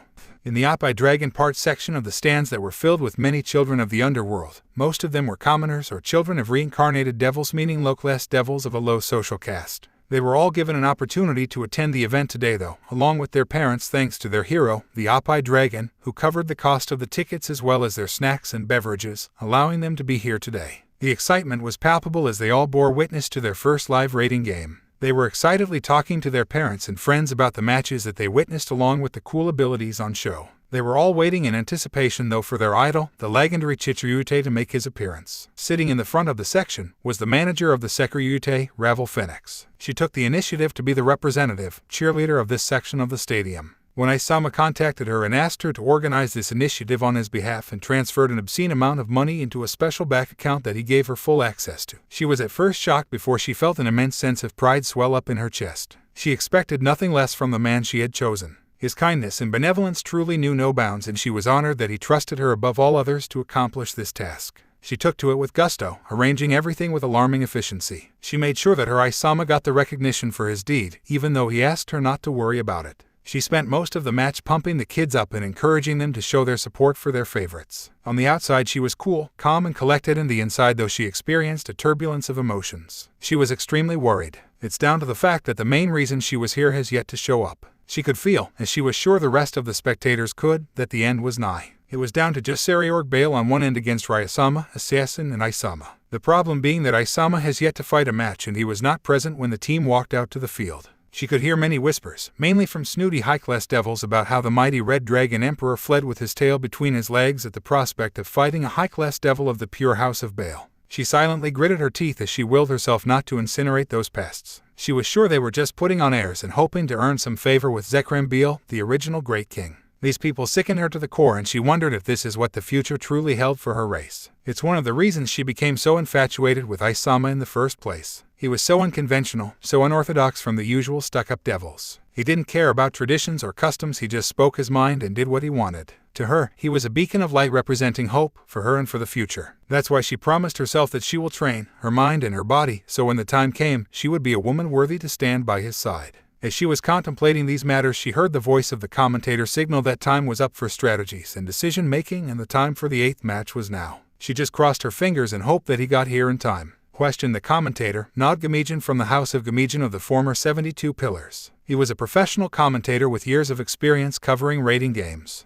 He was quite enthusiastic about his job as well, stated Azazel. He was having a lot of fun commentating on this match, and he spoke the truth when he said he wanted to see Issei versus Sairaorg. He wanted to see the results of Issei's training. He was sure that wherever he was, Vali was at this moment hoping to see a good fight from his rival, said the emperor of the rating games, Dehasar Balil. He truly enjoyed the performance by these youngsters. He had hoped that one of them would rise to the top in the future and give him a good match. Shouted Nod into his mic as the crowd went nuts. Shouted Nod as cheers rang around the stadium for Sairaorg as he coolly walked out to the field and stopped at the middle. He looked in top condition despite having fought a match earlier. His arm looked to be back in top condition as well, despite having it lopped off earlier. The Phoenix tear he used seemed to have fixed the damage, leaving him raring to go. He hoped his opponent didn't disappoint him. As these thoughts were circling his mind, the officials in charge of the match were reinforcing the arena and putting up powerful shield to protect the spectators, roared the commentator as the roof came off the arena from the cheers of the spectators, mainly the reincarnated and commoner devils, as one of their own and someone they looked to for inspiration entered the arena. More than a few people were taken aback when he walked into the arena, including his fellow peerage members, Irina, Surzech, Grafia, Venilana, Zioticus, Michiel, Gabriel, the Citri peerage, the Vali team who were watching, Azazel, Serafal, and his manager Ravel. Such was the drastic change in Issei, not just appearance-wise but also the aura around him. He looked a lot more muscular than most remember him being, not to the point where he became bulky and unappealing but achieving a perfect balance between strength and speed. He also looked taller as he stood at 6 feet 2 inches and his eyes were a startling shade of green. He was dressed in all black, with black leather pants that flared out at the bottom with black biker boots. There were 3 straps wrapped around his right thigh as well as a maroon belt with 3 straps as well crossing each other diagonally with a snarling dragon head for a belt buckle. His top consisted of a body-form black leather combat vest that cut off at his arms and fitted to his body in a way that clearly showed the definition he worked hard to receive from his training, and his hands were covered in plain black leather gloves. While his right arm was the regular slightly tanned color of his skin, his left was covered all the way to his wrist in what looked like a variety of tattoos. He also let his hair grow out reaching just below his shoulder with his bangs falling just above his eyes and a small portion falling between the bridge of his nose with a single braid on the right side reaching his chest and another toward the back of his left side stopping just above his collarbone. Both had 3 green beads each at the end.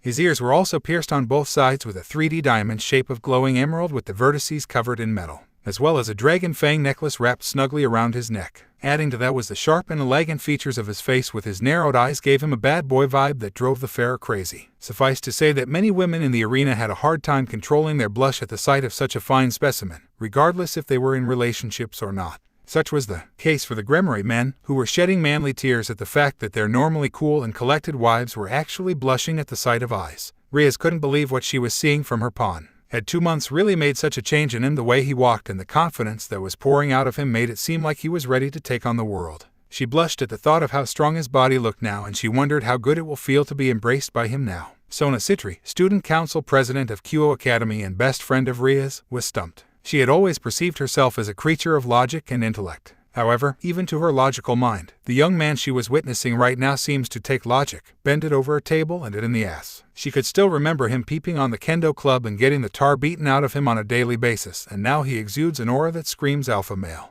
She still remembers the pity she felt for Riaz when she reincarnated him, as she felt he would never amount to anything and he was worthless without his sacred gear. Of course, over the months he proved her wrong on multiple occasions and she had no problem admitting she was wrong. But looking at him, Nosh can't help but feel regret at having passed him over, allowing Riaz to take him over her preconceived notions instead of looking at him more deeply. Ravel, for her part, was blushing up such a storm that one could almost see the steam leaving her face. She had always had delusions and fantasies of her Isama that beautified him to an unnerving extent. It was her guilty pleasure, but to see him like this, looking so cool, so assured, and so ruggedly handsome made her heart, and other parts of her body that shall not be mentioned, throb excitedly. She could feel his aura of dominance from all the way in the stands, calling for her to submit to her future king and master, and boy did she want to. Before she got carried away though, she got a hold of herself. She needed to be patient. This was not the time to indulge in her selfish desires. Isama needed her support and she planned on giving him all he could handle as she stood up and encouraged the children and fans in the Oppai Dragon section to cheer and applaud their hero. She almost fainted when she looked back at the arena and saw Isama looking at her as he gave her a sly wink before continuing in. It was turning out to be a great day for her and she couldn't wait to be officially his, announced Nod. The cheers were deafening as the air of anticipation around the stadium rose to fever pitch. Issei was still making his way to the center of the arena where Sairaorg Bale stood with the arbitrator of this rating game, Rudiger Rosenkreutz. A lot of the older generation as well as some in the new one noticed the way Issei moved, with deadly elegance like a sharpened cat sharp, lethal and silent as it moves through the air. Many were impressed, not to mention a little intimidated. Most of the more zealous high-class devils turned their nose up at the sight of another unenlightened barbarian. They were sweating a bit though and tried not to quiver in fear at the sensation of his presence. Unknown to anyone but Issei, he was releasing short controlled bursts of Heishoku haki, not enough to knock someone out but just enough to exert his dominance. Sairaorg though, was grinning in anticipation. He could see his opponent had changed a lot since their friendly spar a few months back. He looked a lot more dangerous. This fight was looking to be one he could truly enjoy. He may even have to resort to using his secret weapon. He was excited at the prospect of that happening. As Issei finally reached the center, he stood opposite Sairaorg and stared at him unflinchingly. He could vaguely hear the arbitrator recite the rules of the match, but he was more focused on his opponent, and it seems his opponent was the same. Sairaorg stared him in the eyes with a challenging grin on his face as opposed to the emotionless look Issei wore on his. Were the cheers of the children from the Oppai Dragon fan area with Ravel leading them. Issei completely ignored Sairaorg and Rudiger, who was explaining the permutations of the match, as he turned to the stand with his fans. For the first time today they saw him show emotion as he gave a warm and kind smile to the children and waved at them in acknowledgement and thanks for their support. Many women swooned at the sight, including his fellow peerage members, and, though she will deny this for as long as she lives, Sona Citri, her pawn, Saji Genshiro, saw this and felt like someone kicked his puppy at seeing the woman he was majorly crushing on blush at the actions of a well-known pervert. He settled for glaring daggers at his friend, rival, fellow pervert. As he finished his greetings he moved back to his original spot to find an irritated Rudiger Rosenkreutz, who just finished his explanation, and an amused Sairaorg. After getting the agreement for a clean fight, the arbitrator left via magic circle to his spectator area and officially started the 8th match of this rating game. At once, the previous kind and warm expression toward his fans bled off his face, leaving Issei with an impassive look as he stared directly at Sairaorg, who just shivered in anticipation.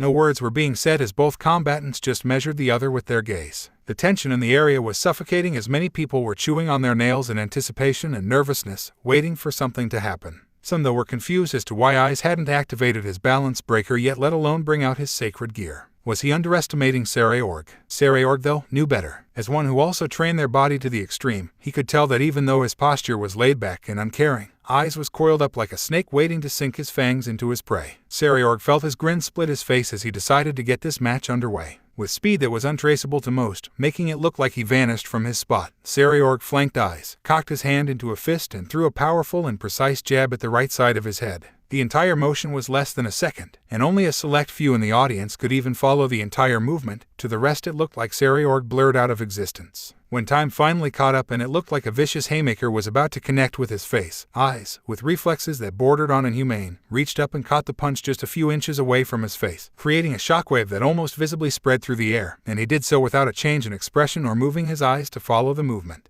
Sairaorg was a little put out that his preemptive strike was stopped so effortlessly. Issei, while externally looking impassive and uncaring, internally he was squealing like a fanboy while doing a little dance in his head. Damn, I look so badass right now. I've always wanted to do something like that. It's like Aizen from Bleach stopping Ichigo with a single finger. I wonder how many ladies saw that and started fangirling over my awesomeness. Thank the stars I mastered Kenbun Shoku Haki. If not, I would probably be picking my teeth off the floor, thought Issei. And like a coiled viper, as Sairaorg was still in a bit of a daze at having his punch, the same punch that destroyed the spirits of many high-class devils, stopped so easily, Issei retaliated with a powerful and perfectly executed roundhouse kick to the head that sent Sairaorg skidding back. As Sairaorg regained his bearings, he looked back up to see Issei still having his left leg outstretched from the kick, and he held it there for a while before using his right foot as a fulcrum and calmly bringing his leg back down to the original position he had before launching the kick, looking majorly cool whilst doing so. Sairaorg felt something on the side of his mouth and used the back of his hand to wipe it off. As he looked at the substance, he realized it was his. You could hear a pin drop as the stadium was engulfed in silence, with many varying reactions from shock, disbelief, excitement, and strangely arousal. Don't ask about that last one. The shocking part wasn't that he just caught a lightning-quick punch from Sairaorg, but that he did so without taking any damage, as his punches were known to monstrously destructive. What they didn't know, again, was that Issei coated his palm with a thin layer of Busashoku Haki to absorb the impact. While the spectators remained oblivious to this, what they did know was that they were going to be in for one hell of a fight. The cheers rang through the arena as they were encouraged to put on a show. As Issei looked at the face of Sairaorg, the left side of his mouth slowly lifted into a smirk, his almost taunting and challenging one. An expression that Sairaorg returned in kind before all the posturing came to an end as both competitors coiled up before bursting into action and meeting each other in the middle of the field. Punches and kicks were flying hard and fast from both sides as every action was expertly blocked or deflected by the other in ways that sent shockwaves vibrating through the air. If Sairaorg threw a punch, Issei deflected it nimbly before retaliating with a kick of his own that would be dodged by Sairaorg before flinging another punch in his direction, which continued the cycle for a few minutes. They were still significantly holding back as this was more of a warm-up and a means to feel the other out. After continuing their exchange for a few minutes, the Sairaorg decided to up the ante as he threw a brutal body shot at Issei, who tanked the hit with a slight twitch in his expression indicating his discomfort before retaliating with a vicious haymaker to the face which disorientated Sairaorg. Not enough for Issei to capitalize on as Sairaorg came back at him with more gusto. As the restraints fell away, more shots connected as both fighters were more concerned with dealing damage to the opponent than with their own defense. Fists and feet were flying through the air with deadly accuracy. While Sairaorg relied more on his upper body strength than his fists, Issei favored his legs more as he relied on nimble footwork and precise kicks. They both had the power and the capability to change it up though. Sairaorg closed in and managed to get into Issei's guard, but he was ready for him and grabbed his arms and rotated his hips to perform a modified judo throw over his shoulders. Unfortunately, the move barely phased Sairaorg as he landed on his feet and shot back towards Issei. As he got closer, he slid to a crouch and swept his leg across in an attempt to bring down Issei, who scouted the move and jumped into the air, which was exactly what Sairaorg was aiming for. Issei seemed to realize this too late as he was left vulnerable in the air. Luckily, he was able to sense the attack coming and quickly put up a crossguard to soften the blow of the kick from Sairaorg. Issei, although softened the blow by guarding, was still pushed back. As he flew backward, he showed his dexterity by leaning back completely and using the ground as support to perform a back flip with his hands planted on the ground for support. As soon as his feet hit the ground, he exploded towards Sairaorg, leaving the ground cratered where his feet were, and motioned for right hook. Sairaorg put up his guard but realized his mistake as it was a feint, and Issei instead sent a kick to Sairaorg's thigh which made him double over a bit before using his momentum to follow through with an uppercut to Issei's chin, which left him seeing stars for a few seconds before he used the backward motion to propel himself forward and headbutted Sairaorg as a dull sound reverberated throughout the arena from the impact. They both took the time to catch their breath and collect themselves before bursting towards the other as their fists crossed each other and impacted the other's face in a cross-counter that they held before backing off to regain their bearings and take stock of the situation. As they took their time, the commentators sprang into action.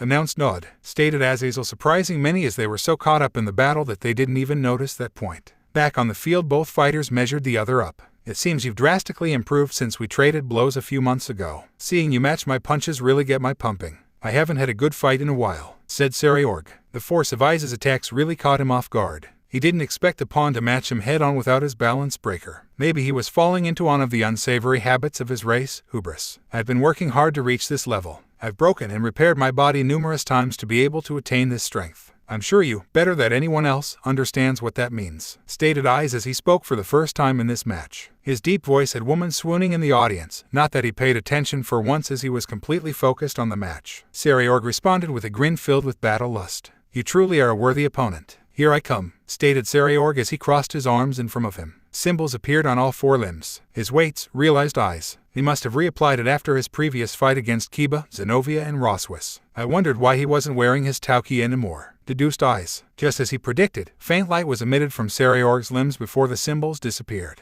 The next moment, the force of the release of power blew away his immediate surroundings as the wind picked up around him along with a shallow crater being formed beneath his feet. As a white glow encompassed Sairaorg and conformed to his body, almost like a second skin, his tauki was finally in place. Issei had to say he was seriously impressed. Sairaorg's tauki was leagues ahead of Kaniko's in terms of power and intensity, stated Diedrag. It's rare for you to dish out such praise, Diedrag, especially to a devil. Is it that time of the month for you? Questioned Issei cheekily. He didn't speak out loud as he didn't want people thinking he was crazy and talking to himself, advised Diedrag. Issei nodded his head and knew he couldn't play around anymore. Sairaorg is the real deal and it would be disrespectful if he held back any longer. He focused himself and sharpened his senses. His hands were slowly being coated in Busashoku haki, turning them a shiny black, but due to his gloves nobody noticed anything different. Here I come, Hayatu Issei, shouted Sairaorg as he shot at Issei with unimaginable speed and barreled into him. They exchanged flurry of blows with Sairaorg getting quite a few past Issei's guard, getting him to grimace slightly from the thunderous impact of the blows. Punches, kicks, headbutts, and throws were all on the menu as both men literally used their bodies as weapons to bring harm to the other. Due to the boost from the tauki, Sairaorg had a slight advantage over Issei momentarily, which he took advantage of by raining as many blows upon him as he could. As Issei recovered, he decided it was time to take it to the next level. His body became coated by a red aura that slowly coalesced into both of his arms before they flashed, leaving his arms on display. On both arms were red leather-like gauntlets that reached all the way to his elbows. They were entirely red with flame-like patterns on the wrist guard. On the back side of his palms was a green gem with the symbol of the Red Dragon Emperor in the middle. This was Issei's boosted gear that he customized to suit his tastes. It was a lot easier to wield now and not as clunky. Plus he wielded it on both arms. Stated Azazel as he gave 2 thumbs up, trying to look as innocent as possible, which is hard when you like one seriously sketchy motherer. Issei's sweat dropped at that response. This was why he was reluctant to use his sacred gear. He knew that evil governor would try to rope him into having experiments performed on him.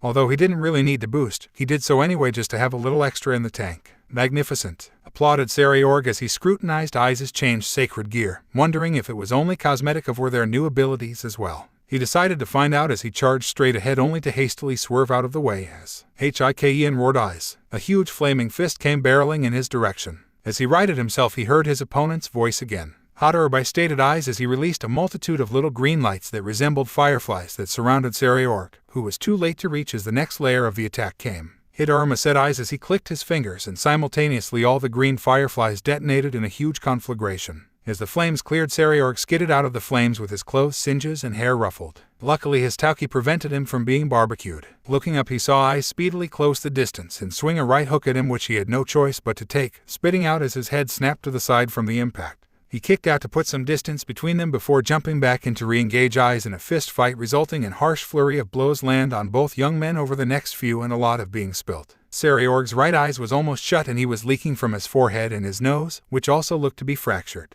Issei sported a busted lip and coughed up a lot of. Luckily he had his regeneration to take care of the internal damage, but he told Deedrade to try to prevent it from healing him externally for now, as he didn't want to tip anyone off yet on his godly regeneration. There were probably enemies watching this after all. The exchange of blows continued before a stalemate occurred. Bringing up both his arms, Issei caught Sairaorg's hands as they were both locked on a frontal grappling match. They both exerted their strength as they tried to outpower the other. It was a stalemate, that is, until Issei threw his head back and took a deep breath before facing forward again and exhaling a small storm of blistering hot flames from his mouth. Luckily for Sairaorg, his tauki once again minimized most of the damage, but he still felt the heat of the attack. His distraction cost him as Issei struck him with a swift kick to the chin before following it up with another to the side of the head, followed by an axe kick that left him feeling before he jumped and rotated 360 degrees, performing a helicopter kick to the side of his face that downed Sairaorg. As he lay on the ground trying to catch his breath from the brutal blows exchanged, he saw a flicker at the corner of his eye as Issei jumped inhumanly high into the air just above Sairaorg.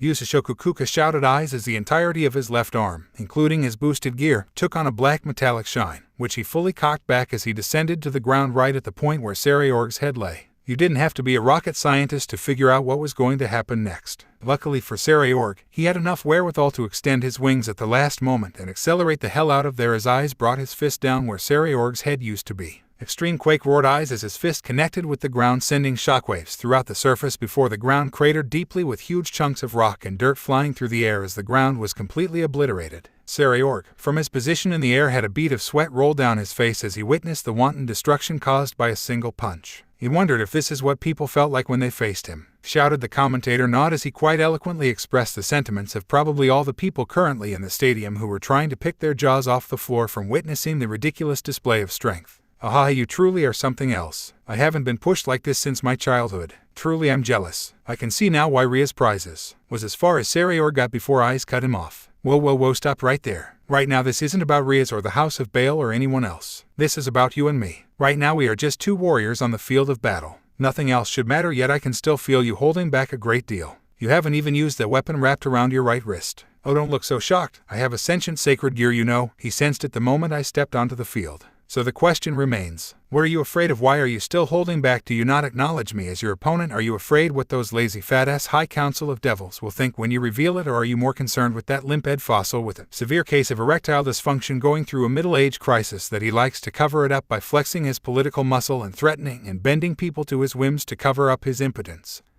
Zekram Baal, stated Issei cheekily. The silence that permeated the stadium was painfully deafening. The spectators couldn't believe what he just said about the most politically powerful and probably oldest devil alive at the moment. The original Great King himself and the creator of the power of destruction. Ria's eyes had widened to comical proportions as she couldn't believe what her pawn had just said. He could get himself executed for saying such things. She was seriously stressing out right now. She needed to get her Onisama and make sure nothing happened to Issei. Similar reactions were experienced across the stadium. Some were flabbergasted, some were afraid for him. The higher up on the council were absolutely livid. They were almost frothing at the mouth by the disrespect shown to them by some filthy low-class devil. Azazel and Surzech, though, were doing their best not to fall off their seats in rambunctious laughter. They'd expect nothing less from their favorite dragon. For him to have the balls to say that on a live broadcast that was being sent all throughout the underworld. Truly, there was never a dull moment with him around. Dehasar Belial, for his part, just smirked to himself and suddenly decided to pay closer attention to this interesting young man. Sairaorg just giggled mischievously at the eyes. She's been wanting to say that for years. Sairaorg really was a funny guy, not to mention a total hottie now. A sudden gleam entered her eyes as she licked her lips in a seductive manner. Eyes, on the field, suddenly felt a chill go down his spine.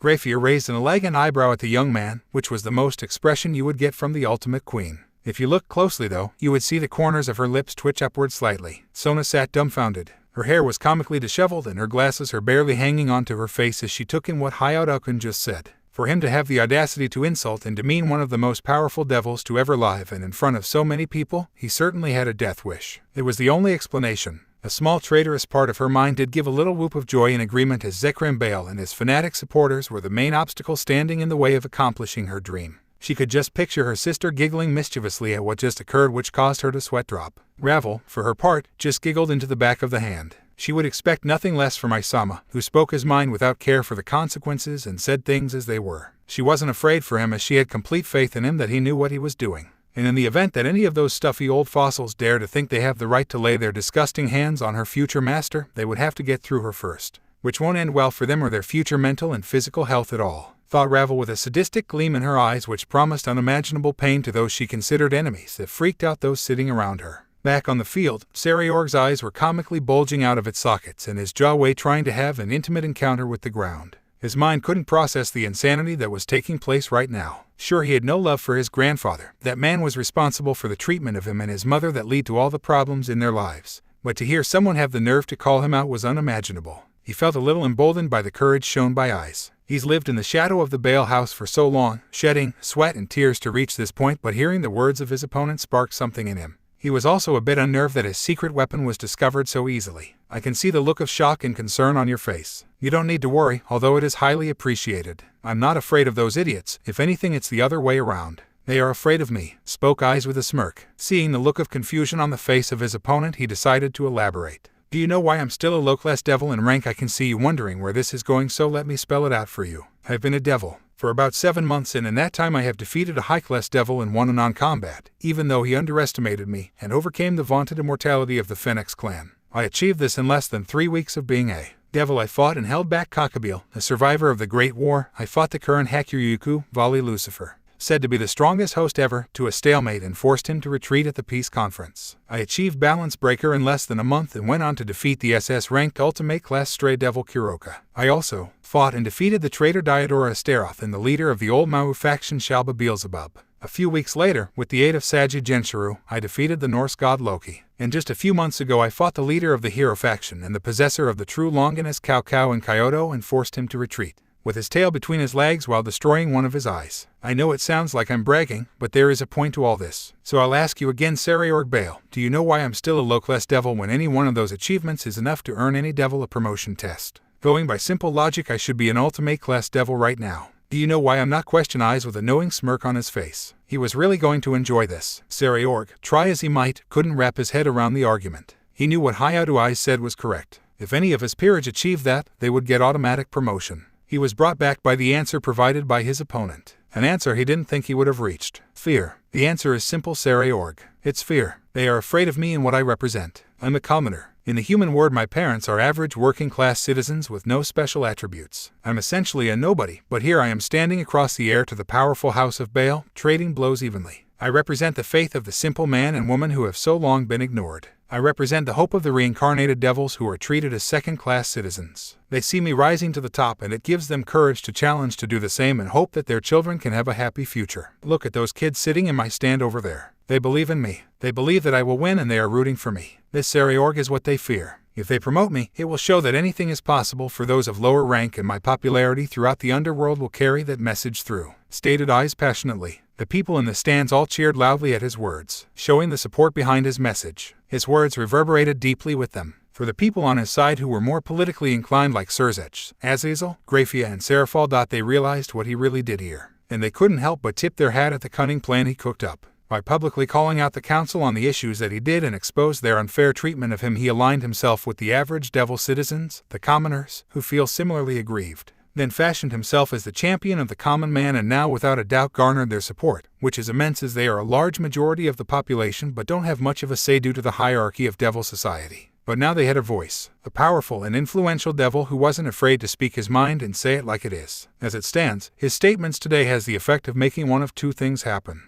Number 1, the High Council agrees to his promotion, which elevates his status, something they were trying to prevent, and validate his message that anything is possible with hard work and determination, which will spur on those of similar class who will look to him as an example. This will also boost his support, as seeing him succeed will give him a great following from the people he represents and give him some measure of political power due to the sway he holds over the majority population. Or number 2 is that they continue to deny him his promotion, which will do nothing but validate his claims and show everyone that he was right and that the council is indeed afraid of him, turning him into a martyr to the people who see him being wronged for no apparent reason. Either way, it's a win-win situation for eyes regardless of the outcome. The High Council don't have much of a choice, as regardless of what they decide to do, they will lose. It's only a matter of the least damaging choice, as they will take a hit to their reputation regardless of what happens. They will have to work hard to minimize the damage. Those same 4 previously mentioned were seriously impressed. It was such a simple and straightforward maneuver that it seemed ridiculous and suicidal on the surface.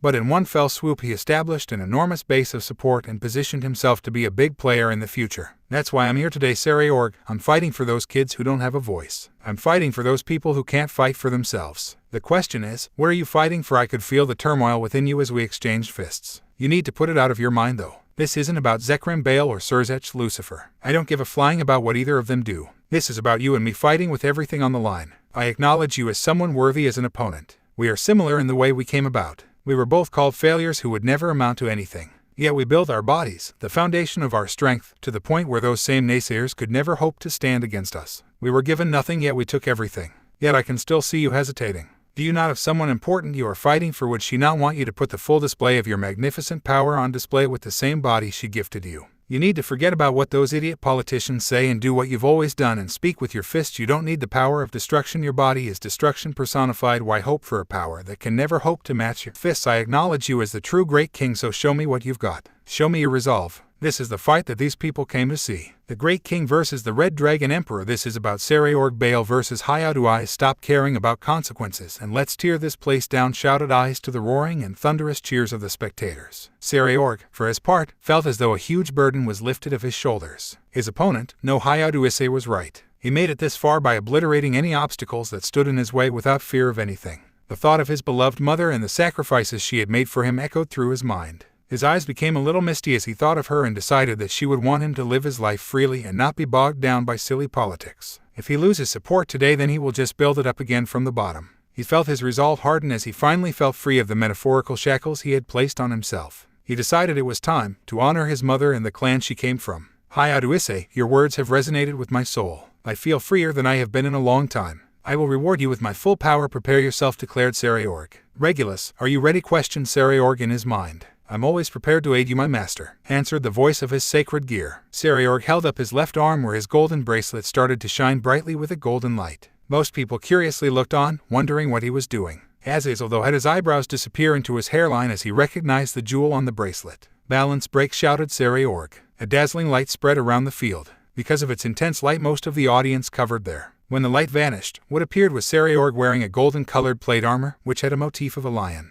The helm on its head had golden hair, which looked like that of a lion. There was a lion-like face on its chest, and the eyes on it glowed as if it had its own consciousness. The concussive force of the release of power destroyed the ground around him. The balance breaker of the Regulus Nemia, the Regulus Ray Leather Rex Hayadu Issei. I thank you from the bottom of my heart for making me serious. That's why I will reward you with my fist. Come at me with all you've got. Sairaorg, who was walking towards Eyes step by step, says that out loud. There was an overwhelming presence surrounding him along with his armor covered in tauki. In the commentator box, Azazel was frothing at the mouth seeing a Longinus-class sacred gear, one that was missing for years. He had many questions that needed to be answered. He didn't doubt that things were going to get prickly for the House of Baal for hiding a Longinus sacred gear from the leaders, especially with the peace treaty in place. Seeing the power rolling off Sairaorg, Eyes laughed happily to himself. Truly, he was becoming a battle freak. He needed to watch some porn when he got back home to fill up on a op hour before he becomes a one-track-minded bastard like Volley. Op-I was better than fighting any day of the week. Marvelous, you really are the real deal, Sairaorg.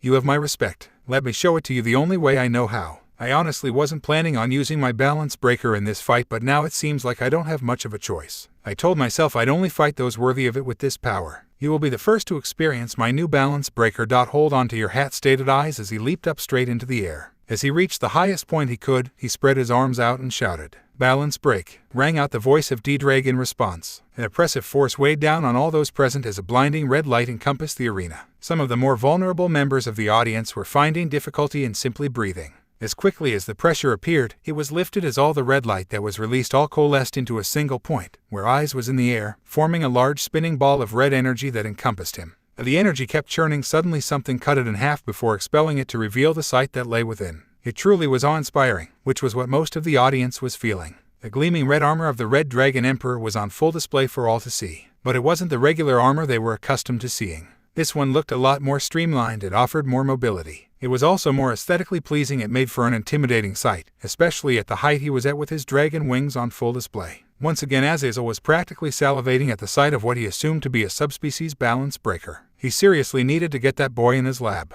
The Oppi Dragon fan area were going nuts with cheers seeing their hero in his armor. It was different than the one they were used to seeing on TV, but it looked way cooler. Ravel was leading them in their cheers as she smiled beautifully at the sight of her idol decked out in his armor. "Let's do this!" Sairaorg roared Eyes as the two of them charged each other.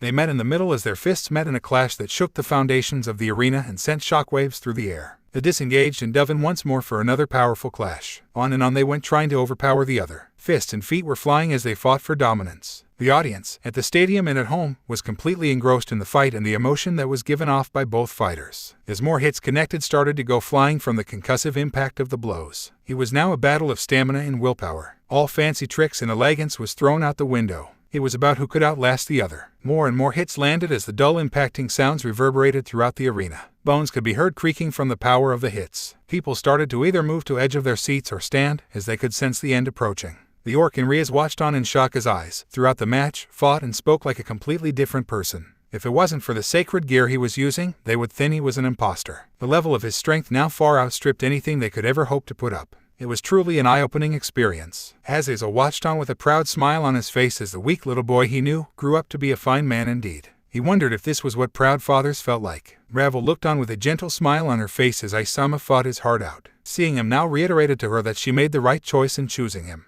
She slowly put her hand together in prayer, a devil praying the irony was not lost on her for Isama's win. For she had complete and unshakable faith in him. The two competitors were staggering as they dug into the tank for their last attack. As Sairaorg moved in with a brutal-looking punch, Eyes activated his Kenban Shokuhaki for one of the few times in the match and saw the trajectory of the hit and dodged at the last minute before holding up his arm. "Usashoku Kuka," he whispered as the entire left arm of his armor turned black. Sairaorg was too drained to get out of the way as he saw the attack coming. "You win today, Hayao Issei. Thank you for a marvelous fight and for showing me the light once again," were Sairaorg's last thoughts as Eyes' haki-enhanced fist connected with his sternum, knocking him out. As his back hit the ground, his armor dissipated. "Silence." Eyes released his balance breaker before walking over to Sairaorg, bending down, and giving his a pat on the chest as a sign of thanks. Sairaorg Bale loses. He retires. This is the end of the game. Riaz Gremory team's victory, announced Rudiger Rosenkreutz. Shouted Nod. The entire stadium burst into cheers simultaneously in appreciation of the spectacular fight that they bore witness to.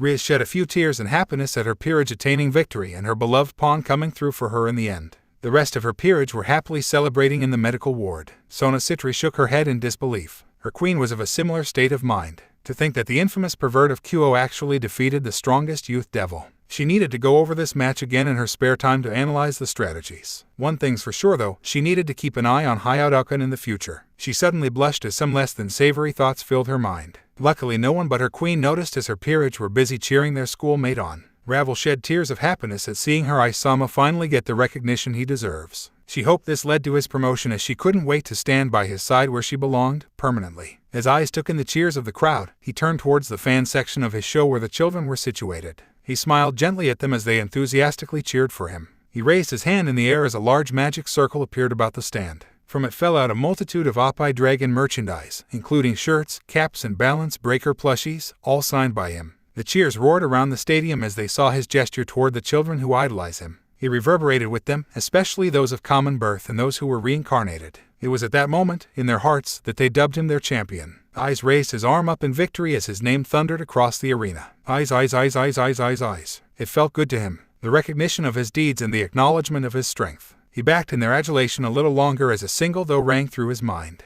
This is just the beginning. The sun illuminated the morning streets of Kyoto beautifully as many teenagers and young children made their way to school. Some could be seen chatting excitedly with their friends, others were on their smartphones discussing the latest trends and movies. One lone teenager was calmly making his way through the streets towards Ku Academy. He was dressed in the regular uniform with the exception of his shirt being long-sleeved that were rolled up to his elbows that showed of his toned and defined arms and torso. He was also the only guy wearing earrings, along with his green eyes and braids, and his shaggy hair made many young girls blush and giggle excitedly at the mysterious student. Hayao Eyes just kept walking calmly, carrying his bag over his shoulder, seeming to casually ignore everything around him when in fact his senses were sharp and his haki honed to perfection. His training taught him to always be aware of his surroundings and be ready for an attack on his person. It was also amusing to him that nobody recognized him, and that the same girls who used to sneer at him for being a pervert are now fangirling over him. Outwardly he kept a stoic expression. Inwardly, he was laughing his ass off. A few months ago, he would have been jumping for joy at receiving such attention from these girls. Now though, he couldn't care less. Maybe it was his increase in power, his newfound confidence, or maybe his dragonification, but he felt that they were beneath him.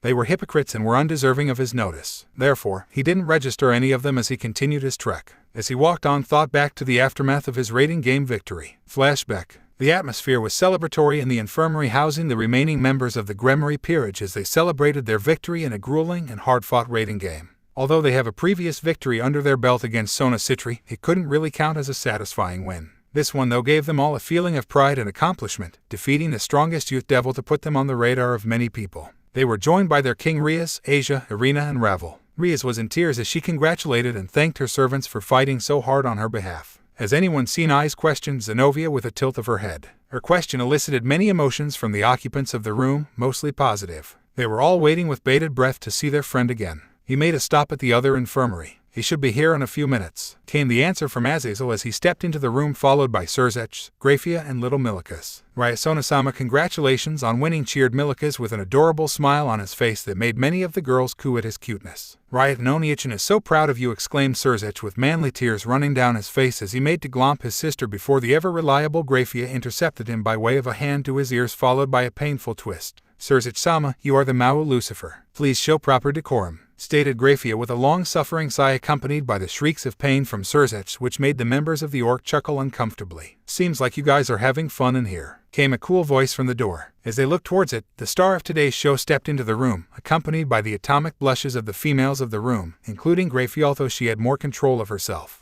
He still had the same pants and boots from earlier but now swapped out the combat vest for a white button-up shirt with the top button undone, giving them a glimpse of a delicious neckline adorned by his dragon fang necklace. Over the shirt he wore a black leather jacket that extended to his knees with whitish fur along the collar. All in all, he exuded the aura of a cool bad boy. Rias immediately sobs uncontrollably up as all the emotions she's been bottling up these last few months all came rushing back to her as she barrels towards him in a hug. As she cries into his chest, apologizing for what happened and asking for his forgiveness, Isis just gives a wry smile and pats her uncomfortably on the shoulder, telling her that everything's okay and that he doesn't hold a grudge. Relief immediately filled the orc as he said those words. They thought things could finally go back to normal. That is until they noticed that Eyes wasn't drooling over Rias like he usually does or making any inappropriate remarks about Oppai. If anything, he looked totally impassive in her presence. This worried them as they realized that things aren't just going to fix themselves. And the guy who usually fixes things doesn't look like he wants to. After Rias disengaged him and make herself look presentable, Eyes turned toward the other occupants of the room. Surzech, Grafiasin, and of course little Milikas, good to see you again, greeted Eyes politely towards Surzech and Grafia before patting Milika's head, making the little boy go into a temporary state of bliss. The former smiled widely as he put his arm around Eyes' shoulder while his wife politely greeted Eyes back. Good evening, Isama. Congratulations on a magnificently fought battle, praised Grafia stoically as Eyes blushed lightly at the praise from someone he holds in high regard. Thanks, Grafiasin. That means a lot coming from you, he said. Seriously, Iskant, that fight was one for the ages, not to mention your little speech in the middle of it. Do you have any idea what kind of stir it caused among the higher-ups? Questioned Surzech. Stir? I don't know what you mean. I just spoke my mind like I always do. I thought people were used to that part of me, asked Eyes with a sly smile on his face and his eyes shining with mischief that made Azazel and Surzech burst out laughing.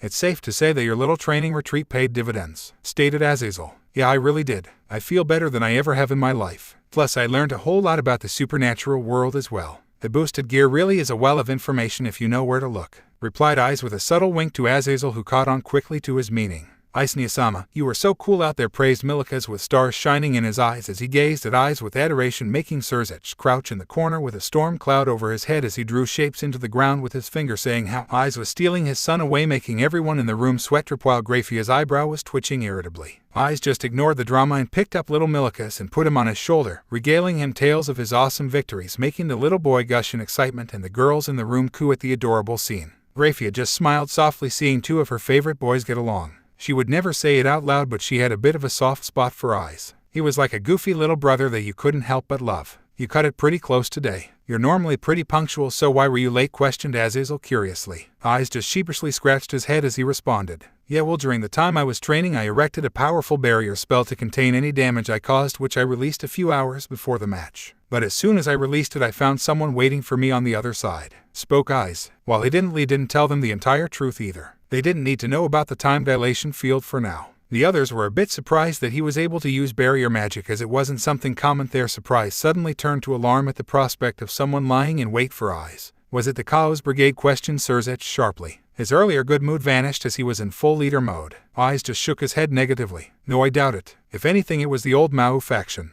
I took care of the problem though, so there's no need to worry, assured Eyes cryptically. The adults in the room could sense that he didn't give them the entire story, but when he signaled them with his eyes, they knew they would get it later in a more private location. Once the worry passed, things went back to normal with boisterous conversation from Surzech and Azazel. Eyes went over to Gasper and praised him for his bravery, making the Dampier sob in happiness at his senpai's praise. The others got a word or two of congratulations. They did notice thought that it seemed a little impersonal compared to the usual compliments of Eyes. It made them a little sad on the inside to see this change. It felt as though a gap opened up between them and Eyes. They could only hope to mend their fractured relationship in the coming days. As the festivities continued, Eyes walked over to his manager, who sat at the corner of the room. Her face lit up in joy at seeing his, which she quickly tried to mask with a facade of indifference. Eyes just chuckled at the tsundere tendencies of his beautiful blonde manager. Hey Ravel, good work today, not only in the stands, but for organizing everything just as I asked. In fact, it turned out better than I imagined thanks to your dedication. I'm proud to call you my manager, commended Eyes with a warm and kind smile on his face as he patted the head of Ravel, whose face ignited in an atomic blush along with the most blissfully happy expression on her face at the praise from the man she loved.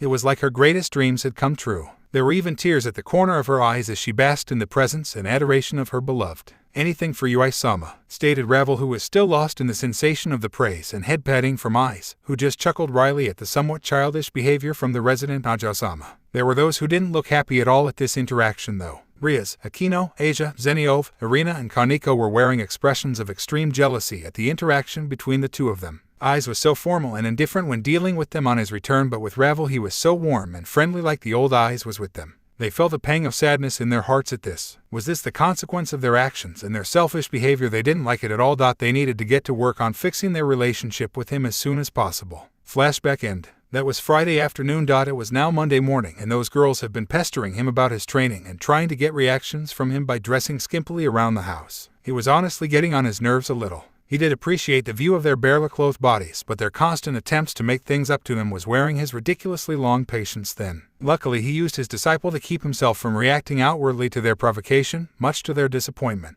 He finally made his way into his classroom and took his regular seat just as the class was about to get started, drawing the attention of everyone, their teacher included. "Excuse me, young man, I don't think I was informed of a new transfer student. Are you perhaps in the wrong class?" questioned the teacher politely. Eyes just sighed irritably, knowing what a headache was about to come. "I'm not in the wrong class, Ms. Hinkawa. I only took a 2-month break, but I didn't think you'd forget me so easily." "Imi hayadu Issei," stated Eyes impassively, causing many spitticks and jaw drops as the rest of the class looked at him in unmitigated shock and disbelief. What was the general consensus? How do? The pervert. What the hell happened to him? When did he get so hot? Eyes, you traitor. These were the predictable reactions of his classmates. He paid them no heed as he focused on the young teacher, who was blushing as he gazed at him. He decided to turn on the charm as he looked at her and smiled politely, causing her, as well as the female population of the class, to blush even more, and many of the guys stare daggers at him. "Would you like me to get a note from the student council to confirm my identity, Ms. Hinkawa?" questioned Eyes, benevolently turning the teacher into a stuttering mess as she shook her head negatively, taking a moment to collect herself before continuing the class. The level of killing intent directed at his was somewhat impressive, he had to admit. He just ignored them though and focused on the class, even though his tutors made sure he was educated in the basics of life, including maths,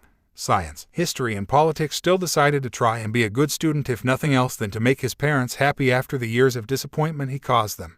as he packed his books away and then took out his bento. He sensed the perceived danger and subtly shifted his body a few degrees to the side and angled himself in such a way the punches missed him completely, causing the offending parties to fall flat of their faces from overextending themselves. He just shook his head at them. They never learned. Eyes, you bastard, how dare you betray us like this? We were partners, and now you come in here with your Bishonen look, stealing all the female attention. At least send some our way, demanded Motohama as Matsuda just nodded along next to him. Eyes fought the urge to face palm at these two. Is this really what he was like? A wave of embarrassment overcame him at that thought, with a certain red dragon laughing at him in his head. What on earth are you talking about? I can't help the way I look, and I don't really care what these little girls think of me, so you don't have to feel threatened about me taking them. I have actual taste, thank you very much. Now if you'll excuse me, I need to have my lunch, stated Eyes, with half-lidded eyes, pissing the two off even further and making the girls swoon at his cold and cutting comments, saying it made him even more attractive. He just sweat-dropped at being surrounded by these idiots. He grabbed his bento before hurrying out of the class as elegantly as he could.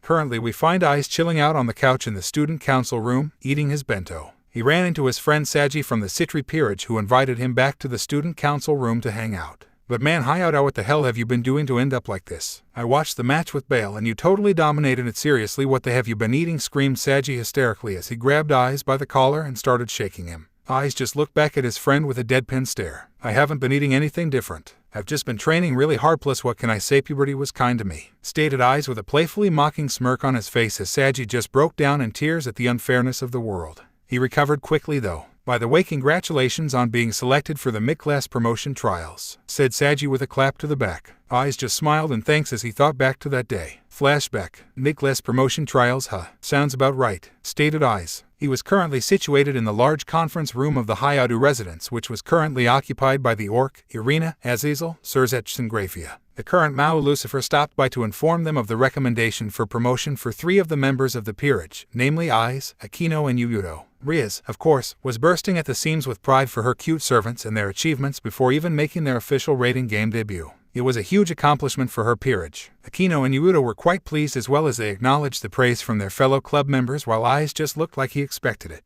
Eyes knew this was coming as his defeat of Sairaorg Bale compounded all his other achievements together, giving the higher-ups no choice but to promote him. He also knew that his little dig at the council played a big role in it, as well as garnering the overwhelming support of the commoner devils to his cause. The political pressure facing them was probably too much to deny him any longer. Normally, he would have been promoted straight to being a high-class devil, but this is probably just another way for those old farts to flex whatever minuscule power they have left. Eyes isn't too worried about it, as with the state of the world at the moment, it won't be long before he has another achievement to add to his collection that will force them once again to promote him. The 3 of them thanked Surzech for the opportunity and accepted the promotion as the conversation continued. So like that, next week the 3 of you, Eyes, Kiba, and Akino, will participate in the middle-class devil promotion test at the underworld, stated Surzech, causing some murmurs for the abrupt date of the test, while Eyes just raised an eyebrow. Again, thanks to his training, he could read between the lines of this one as probably being another attempt from the higher-ups to stifle him by giving him little time to prepare for the test. He just smirked to himself, thinking of those idiots and their petty attempts. His tutors prepared him for this test and the one to follow months ago. He didn't have a single thing to worry about. Surzech continued to inform them of the format of the test, which was surprisingly similar to the one in the human world, which consisted of a report, an essay, and application questions. Luckily, according to Surzech, the recommendation is permanent, so even if the test has failed, you can take it at another opportunity. As the discussion was coming to a close, Roswis stood up. Now, since the discussion is basically finished, I will take my leave, she said. You going somewhere? Roswis questioned Eyes. He didn't really have a problem in interacting with Roswis. She wasn't part of the argument 2 months ago, plus she was always pretty outspoken with him. She wasn't afraid to call him out for his perverted tendencies, and she was also a good friend to talk to, so they had a pretty friendly relationship with each other. To Northern Europe. I'm thinking of returning home for a while, she answered. Eyes just raised an eyebrow at her as a universal sign to continue, as she blushed lightly at his detached expression. She coughed lightly into her fist to regain her composure before answering. Currently, I think I'm lacking power. There are many occasions where the Gremory team fights strong opponents. At this rate, I will become a hindrance. I'm thinking about increasing the trait of Rook, stated Roswis bashfully. Eyes just nodded his head in understanding. He did the same thing a few months ago after all. I see. Well, good luck, Roswis, but considering it's you, I'm sure you'll do great, stated Eyes with a charming smile, causing the Valkyrie to blush prettily. She couldn't help it. He looked so much more handsome now, coupled with his power, maturity, and his cool disposition made him a very attractive for the virgin Valkyrie. Not that she would say that out loud. She didn't have the most confidence in these areas. Roswis, is there something you can rely on in Valhalla? Asked Azazel. Yes, there is a senpai of mine who is a professional in that department. It seems like getting points at magical attacks during the Valkyrie candidate test has been a vain, answered Roswis. Eyes just nodded his head. He already had great respect for Roswis. She was extremely talented at magic, only being 2 years older than him, and is hailed as a prodigy. But she still remained a kind and humble person at heart, which he found very endearing. She was also a fearsome warrior on the battlefield, and the dragon part of him was drawn to that. Looking at the balance of Riaz's team, it would be good to have someone who uses magic. It might have been good to use bishop or pawn to increase her strong points. Riaz's team has overwhelming firepower, but looking at it as a whole, it has shallow defense and can easily be taken down by tricks and techniques. Even though Aquino and Gasper are talented in different branches of magic, and Eyes showed quite the mastery of fire magic in the last game. In the past games and actual battles, the opponents aimed for those. In other words, the whole team has muscles even in their brains. Something like defeat them before getting defeated. Covering those parts with magic would be a good thing. As Issei pointed out, amusedly causing bitter smiles on the faces of the Gremory Peerage and Riaz to be blushing in embarrassment, while Eyes just chuckled good-naturedly, knowing that he had a hell of a lot more tricks up his sleeve that he has yet to show. But there are many fans that prefer teams like your group. Strategy-type teams and Techniqua-type teams are hard to judge at first glance and lack extreme fights, but expert fans like them, stated Surzech. Yeah, so Riaz and Sairaorg's team should use their flashy fights to attract an audience while improving their strategies. That way in the future, the professional games will be heated up. Followed up as Issei. Either way, you need certain support to back up those powers. So will it be alright to send Roswis to Valhalla? Riaz Azazel asks Riaz. Yes, if there are certain areas they want to improve, then there is no reason for me to decline it. Riaz also agrees with it. Seeing that, Roswis gives her gratitude. Thank you very much. I also have made the test paper for the mid-semester test, so please don't worry about it. She says, as expected, stated Eyes. He just tuned out the rest of the conversation. Flashback end. Thanks for that, Saji, said Eyes in response to Saji's congratulations. Well, I think it's an appropriate recommendation. You went through lots of life and death situations, right? I participated in the battle against Loki and the battle at Kyoto, so I understand it.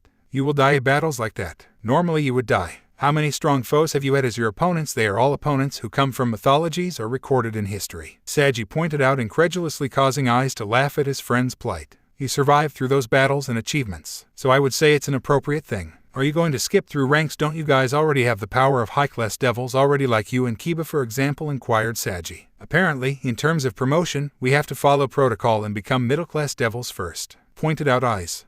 So the higher-ups don't have the goodwill to do what's right, hey? Haichu said that you, Kiba, and Eikno-senpai have the power to become high-class devils by skipping through ranks, since it's Sekiryute, Holodemonic Swords, and Hololightning, said Saji. Eyes just nodded along, knowing he was right, but nothing else could be done about it. At least for now. I also want to get a promotion, but before that I need to get stronger. Saji says it with a bitter smile. You are strong enough already to be promoted. You do have the Dragon King Vritra with you after all. All you need now is some achievements that catch the attention of those stuck-up council members, informed Eyes, making Saji swell up a little at the praise before he became contemplative. Maybe you're right, but it's not just me. I want to get stronger with the other Citri member as well. Lately, our Kaichu has been discussing it with Grigori. About the artificial sacred gear, that is, said Saji, gaining Eyes' interest. Oh, artificial sacred gears, you say, stated Eyes with an interested expression. Yeah, we, the Citri group, often participate in the experiments of Azazel-sensei. As a result, next time one of the non-sacred gear possessor of our group is going to be equipped with artificial sacred gear, said Saji. Eyes just nodded his head. The Citri members, while talented in their own right, just didn't have anything that jumped out to people as a defining trait. With the exception of Saji and Tsubaki. They were all pretty average. It's Hayodao-kun, said a girl with pigtails. This was the Bishop Kusakasen. Congratulations for your promotion recommendation, she continues, followed by the other members also congratulate him. Thank you all for your kind words, said Eyes politely, causing the girls to blush at how different the aura around him seemed compared to his usual perverted antics. Genshiro-senpai, Kaichu said to get that don't. The first-year girl, the pawn Nimura-san, says it to Saji. That. Roger that, Nimura, replied Saji. Genshin, I also have business which is from Kaichu. The second-year girl, Bishop Hanakasen, says it to Saji. Are you serious, Hanakai? Looks like I have lots of things to do. First of all, let's do the ones which are easier to finish. Hayadu, I will be going then. Just relax by talking to others, says Saji as he leaves the room with Hanakasen and Nimura-san. After saying that, apparently from what Eyes was told by the Rookyura and Bishop Kusakasen, the second-year girl, the Bishop Hanakai Momo, and the first-year girl, the pawn Nimura Rurukasen, are having an intense clash over Saji. Hanakasen, Eyes remembered, was the girl who was carrying the pack with his inside it during the raiding game against Citra Group. Nimura-san is the one who got defeated by Kaneko during that same game. Hanakasen was originally Yuudo's fan, but apparently she is the type who can distinguish between dream and reality, and she realized that Kiba is someone who she cannot reach, so she had her heart taken by Saji, who continued to work hard. The Murassan on the other hand has been beside Saji and has been supporting Saji with student council work and devil-related works. Because she's been right next to them, she apparently fell for Saji, who takes everything seriously. Looks like you're also busy, Saji. I hope you can see their feeling for you, thought Eyes with a wry smile. While he was thinking about his friend's love life while drinking green tea, the Rookyura came up to him with autograph paper. Hayadu, can I have your autograph? She asked bluntly, causing Eyes to sweat drop. This girl reminded him of Zenobia. Okay, but are you sure you want mine? He asked, just in case. Of course, the battle against Bale. I saw the recorded video and became deeply moved by it. That was the best fist fight ever, said Yura, who seems to be Aiza's fan. According to Yura and the others in the room, there was a discussion about who the girls' types are amongst the devils attending the school of Eyes, Yudo, Gapser and Saji. Yura told Eyes that he was her type. She said she likes guys who seem to be covered in mud, causing Eyes to sweat drop at this girl, though he thought that Yura sure is a Bishoujo, even though she has really high popularity from girls for having a Bishounen face. On a more disturbing note, the Knight Megurison prefers Gasper. She seems to like younger boys. Young boys are good. Megurison says it naturally with a serious face, causing Eyes to mentally tell his cute Kuhai to run for the hills away from this crazy lady. I definitely prefer Kibakuan, said Kusakasen, who is a big Yutofan like always. Also, the Fukikeichu Tsubaki is also Yuguro's fan. In terms of being a fan, Tsubaki is greater than Kusakasen. Apparently she fell for Kiba after losing in the game at the Underworld. I surmise that it's one of those love stories where the person finds out their feeling after they lost in the heat of battle. He thought to encounter not too long ago and smiled wryly as he could relate. Kusakasen, do you want me to introduce you to Yudo next time? Asked Eyes politely, causing Kusakasen to get overjoyed at his suggestion. Really, but can you introduce Tsubakai-senpai first? She seriously is in love with Kibakuan, she asked graciously, making Eyes realize that the chastity of his fellow male peerage members are in serious danger from the crazies in this room. So Hayadakan is here, I see, said a familiar voice as Eyes turned to see Sona Citri enter the room. Yo Sona, I thought Eyes dropped by today, spoke Eyes casually. Sona was taken aback for a moment as nobody was that casual with her, excluding her lunatic sister, not even Rias. He even called her by her first name. She took a moment to compose herself before she spoke to her peerage. There is a guest here, but I want everyone to do an errand for me. Tsubaki is having a hard time against the clubs, said Sona, getting affirmative replies from her peerage. See you later, Hayadakan, they say before leaving the room, with Eyes waving them all goodbye. As they left, Sona coolly made her way to her desk and started organizing paperwork. Eyes just sat casually and continued drinking his green tea. There was a comfortable silence around them as Sona got to work. It was the first time they were alone with each other. Congratulations on your victory against Sairaorg as well as the mid-class devil recommendation, said Sona, causing Eyes to smile handsomely at her, prompting a small blush on her part. Congratulations to you as well on your hard-fought win against Sikvera Eggers. It was truly a fascinating game to watch, complimented Eyes, causing her blush to increase even further. She didn't know why the resident pervert suddenly had this effect on her. Thank you, she replied stoically. They continued to sit in comfortable silence for the rest of the time, with Sona occasionally sneaking glances at her guest and blushing all the while. Currently find Eyes in the large bathhouse in the basement of the Hayadu residence. He was currently relaxing in the warm water that the bath offered him. He contemplated his life since the incident at the clubhouse, and he feels that it turned out as well as it could. Even though it's been a roller coaster of events, he feels as though he grew exponentially, not just in terms of power but as a person as well. Even though the relationship with his fellow peerage members are at an impasse at the moment, and he still feels a little hurt over what happened, he's decided to move on. There's no use moping about it. Life some Amaba start of, and though he may never have the same levels of trust in them that he once had, can put aside his differences to work with them and help each other in the future. That's as far as he's willing to go, though. He won't make the same mistake for the third time. During his contemplations, he thought back to the encounter he had just before the raiding game and the unique individual he met. He couldn't help but feel a connection to this person, and his usual helpful nature was in full force on this occasion. Flashback. The training, to Eyes' mind, was a roaring success. The time dilation field gave him an extra 6 months to train and pushed him to a whole new stratosphere of power and abilities, not just physically and magically but mentally as well. It was finally time for the big event, and he just completed the process of disabling the field.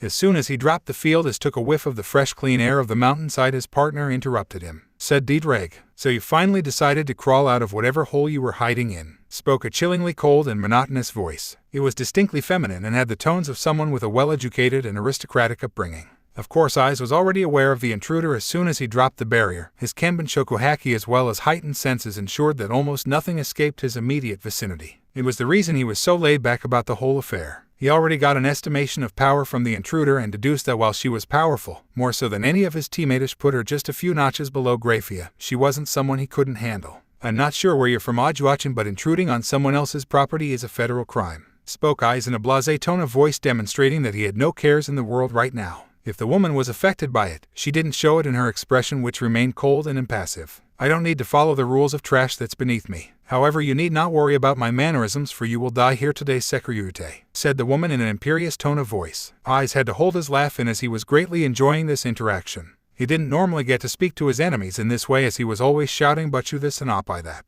Going through all those his lessons in disciplining oneself really paid off for him. He kind of felt like a badass protagonist right now. He decided to go along with the banter and make it a little more dramatic. Oi, Ajwachant, that's not a very nice thing to say. You may end up hurting my feelings, he said coolly as he turned around to face his would attacker in a dramatized fashion. All thoughts of drama went out the window with concussive force as he laid his eyes upon his attacker. Issei, in his life, would admit to seeing a multitude of beautiful women from Ravel, Rainier, Riaz, Aquino, Sonato, the more mature beauties like Kuroka, Gryphia, Sairaorg, and Venelana. But he could admit unashamedly that as his eyes met his attacker, he laid his eyes upon one of, if not the most beautiful creatures he has ever seen in his life. She was about 5 feet 9 inches, pretty tall for a woman, and had distinctly European features. Her glossy golden blonde hair was braided and tied into a neat bun at the back of her head, with her bangs falling to the left side of her face, covering her eye, leaving only the right on display. It was a beautiful forest green color that was accentuated by her milky white skin. She wore a black goth lily dress and a frilly white choker around her neck in an outfit reminiscent to a maid attire. Shiny black thigh-high boots encased her long slender legs, leaving her creamy thighs on display. In her hand she carried a pink umbrella, which went well with the outfit that, along with her cold expression, spoke of an untouchable beauty. Even with all the training and self-discipline, Issei was mesmerized by her otherworldly beauty. Her were huge and were straining against her dress in an attempt to be free. It was probably the same size as Aquino's, if not a little bigger. She seemed so out of reach, yet at the same time something in her eyes was reaching out to him. Luckily, this all happened in the span of a few seconds, and he didn't make an idiot out of himself by gawking.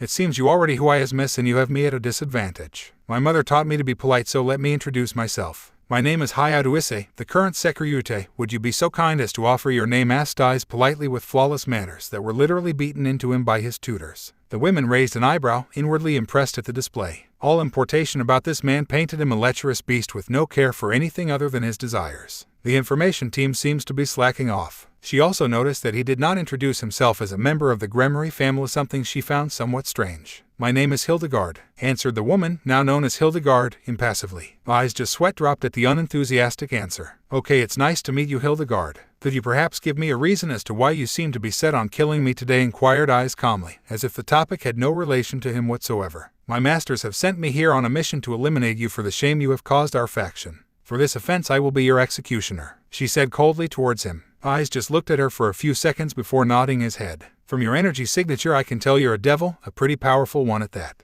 I'm going to assume that you're with the old Mao faction, given your mannerisms and tone of voice. Those guys were always about maintaining an apparent image of perceived strength even though they have none of it. So they sent you here to eliminate me, to correct the injustice done to them, so to speak, even though I easily defeated you, leader Shalba Beelzebub. Long story short, this is a suicide mission and you've been deemed surplus to requirement and were sent here to die, explained Issei clinically with a raised eyebrow at the woman, who flinched almost imperceptibly, but enough for him to notice and have his assumptions proven to be true. He internally sighed to himself, as this was not a battle that he liked fighting. This woman was a victim to her own circumstances and seemed to be going along with her mission knowing it would bring her death. He could respect it about her. Hildegard suddenly felt a change in the air. A heavy pressure started to encompass her and it became more stifling by the second. She focused on the source of it to see the Sairaorg being surrounded by a red aura with tinges of black in it. It was extremely oppressive. It was like it was calling out to her to submit to him. She would never say this out loud to anyone, but she found power attractive, and seeing him releasing this much, coupled with his good looks, got her hot under the collar. She put it out of her mind though, as she had a mission to carry out. Even if it meant death. She smiled bitterly at that last thought.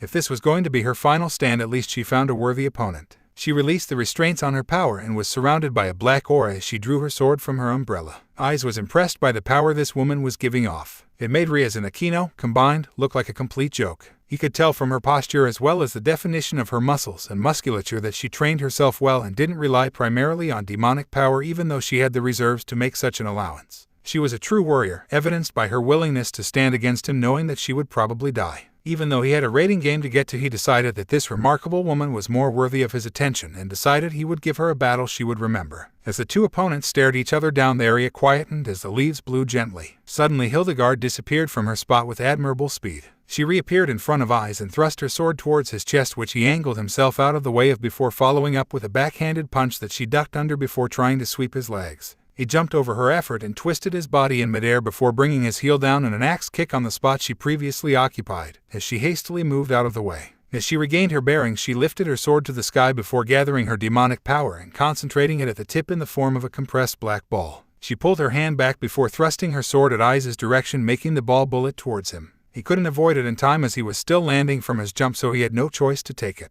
He reinforced his chest area with Busoshoku Haki before taking the blast head-on. He winced a little, as even with the extra protection his Haki afforded, it still stung. He imagined that without Haki, that blast would have punched a hole right through him. His shirt was left in tatters after receiving the attack. He decided to pay her back by cocking his fist back, which was slowly being surrounded by fire before letting fly. Hikem. As Hildegard waited for the smoke to clear, she heard Issei's cry before seeing a fist of fire heading straight for her. Deciding to get out of dodge, she unfurled her wings and took to the sky. Issei, not wanting to hold back, surrounded his body with fire. The NKI, before sending a huge column of it in her direction. Hibashira. Hildegard started sweating as she felt the heat of the flames, and she knew that she would be toast if that hit her. She put up her best defensive arrays before trying to quell the flames with water she conjured up from her demonic power. It was a bit of a struggle between them before she heard the dreaded words that she completely forgot about. Sounded out Issei's boosted gear as he boosted his now impressive reserves once before transferring it to the flames, giving it the edge to bypass her water and barriers. Hildegard tried her best to get out of the way but took some damage on the left side of her body. Luckily, she coated it with a thin film of demonic power to mitigate the damage, but her clothes didn't escape unscathed, that her left boot was almost completely destroyed, leaving her leg and foot bare. And the left side of her dress was burnt, giving Issei a glimpse of her lacy green bra, which he found very appealing. As she gasped heavily in attempts to regain her breath, she thought over the information she received on the target and realized that it was completely outdated, as the boy described to her and the man that stood before her were two completely different people. She was honestly starting to enjoy this fight. Hildegard, after regaining her bearings, fired large bolts of elemental magic at Issei ranging from ice, fire, and lightning. They were all widespread and powerful, and Issei took the time to admire them. It was reminiscent of Roswas to him. As he reinforced his body with Haki, he dove into the stream of attacks, either batting them away or taking them head-on. They hurt quite a bit, but he knew with his sturdy body coupled with his regeneration, he would be back to normal in no time. As he neared his opponent, he faked out before delivering a harsh punch to the gut that made her spit a little before grabbing her by the shoulder and judo flipping her to the ground. He then turned intent on dropping an elbow to her, but she quickly rolled out of the way before swiping at him with her sword, leaving a thin cut on his right forearm. The two continued to trade blows together in a similar manner. It was a physical form of magical combat, with them throwing magical attacks then trying to exploit the openings with physical blows. As the fight went on, large smiles bloomed on the faces of both opponents. Issei because he was fighting a beautiful and strong woman, and Hildegard because she felt so free to express herself against this man. He seemed to be bringing out all these strange feelings that she'd thought she bottled up by his mere presence and attitude. He didn't look at her with contempt or disgust, merely understanding and kindness. It made her want to reach out to him more, to see more of him, to bathe in his presence for longer before she clamped down on that part when she remembered her mission. As the fight was drawing to an end, Hildegard was barely keeping up. The difference in stamina and conditioning was starting to shine through. Issei's regeneration factor healed his wounds and therefore made him seem almost fresh. Hildegard's stamina was waning, as well as her motivation for killing Issei, as she started to enjoy the fight and didn't have the conviction to kill him any longer. So as Issei's punch came toward her, she discreetly dropped her guard, being tired of carrying on this charade, and took the full force of it head-on. What she didn't know was that Issei saw her action and held back a lot of power from the hit. Nevertheless, she was left sprawled on the ground in pain, seemingly resigned to her fate. After a few minutes passed, she inquired to Issei, "Aren't you going to finish me off?" Although her voice was still impassive, there was a hint of resignation in it that Issei picked up. "Do you know what I felt when we traded blows? Emptiness. That's what I feel from you, Miss Hildegard. Like you are just going through the motions with no true purpose in life. You came here with the intention to die, did you not? Even though your mission was supposedly to kill me, not once did I feel the intent to kill from you," pointed out Issei, making the woman turn away in shame. She didn't like being called out on such things. She hated being reminded of her situation in life. "I don't appreciate you using me for assisted suicide. Nevertheless, I can tell there's more about you hiding beneath the surface. I can see it in your eyes, just waiting to break free. So I want you to tell me about yourself and your life," motioned Issei, making her look at him incredulously. She had no intentions of sharing her life with a stranger, even if he was a kind-hearted one, but as the minutes went by with him staring straight into her eyes, the silent pressure became unbearable to her and she blurted out her thoughts. "I was born in the underworld, to a family of extra demons in the service of the Beelzebub line, similar to the Lucifuge family to the Lucifer line. My mother and father were extremely zealous in their support for the supremacy of the devils and absolute power of the Mao, as is my older sister. I never cared much for those things, as I focused more on getting stronger. My sister was always jealous of my talent, as were the others in the faction, seeing it as me trying to rise above my station.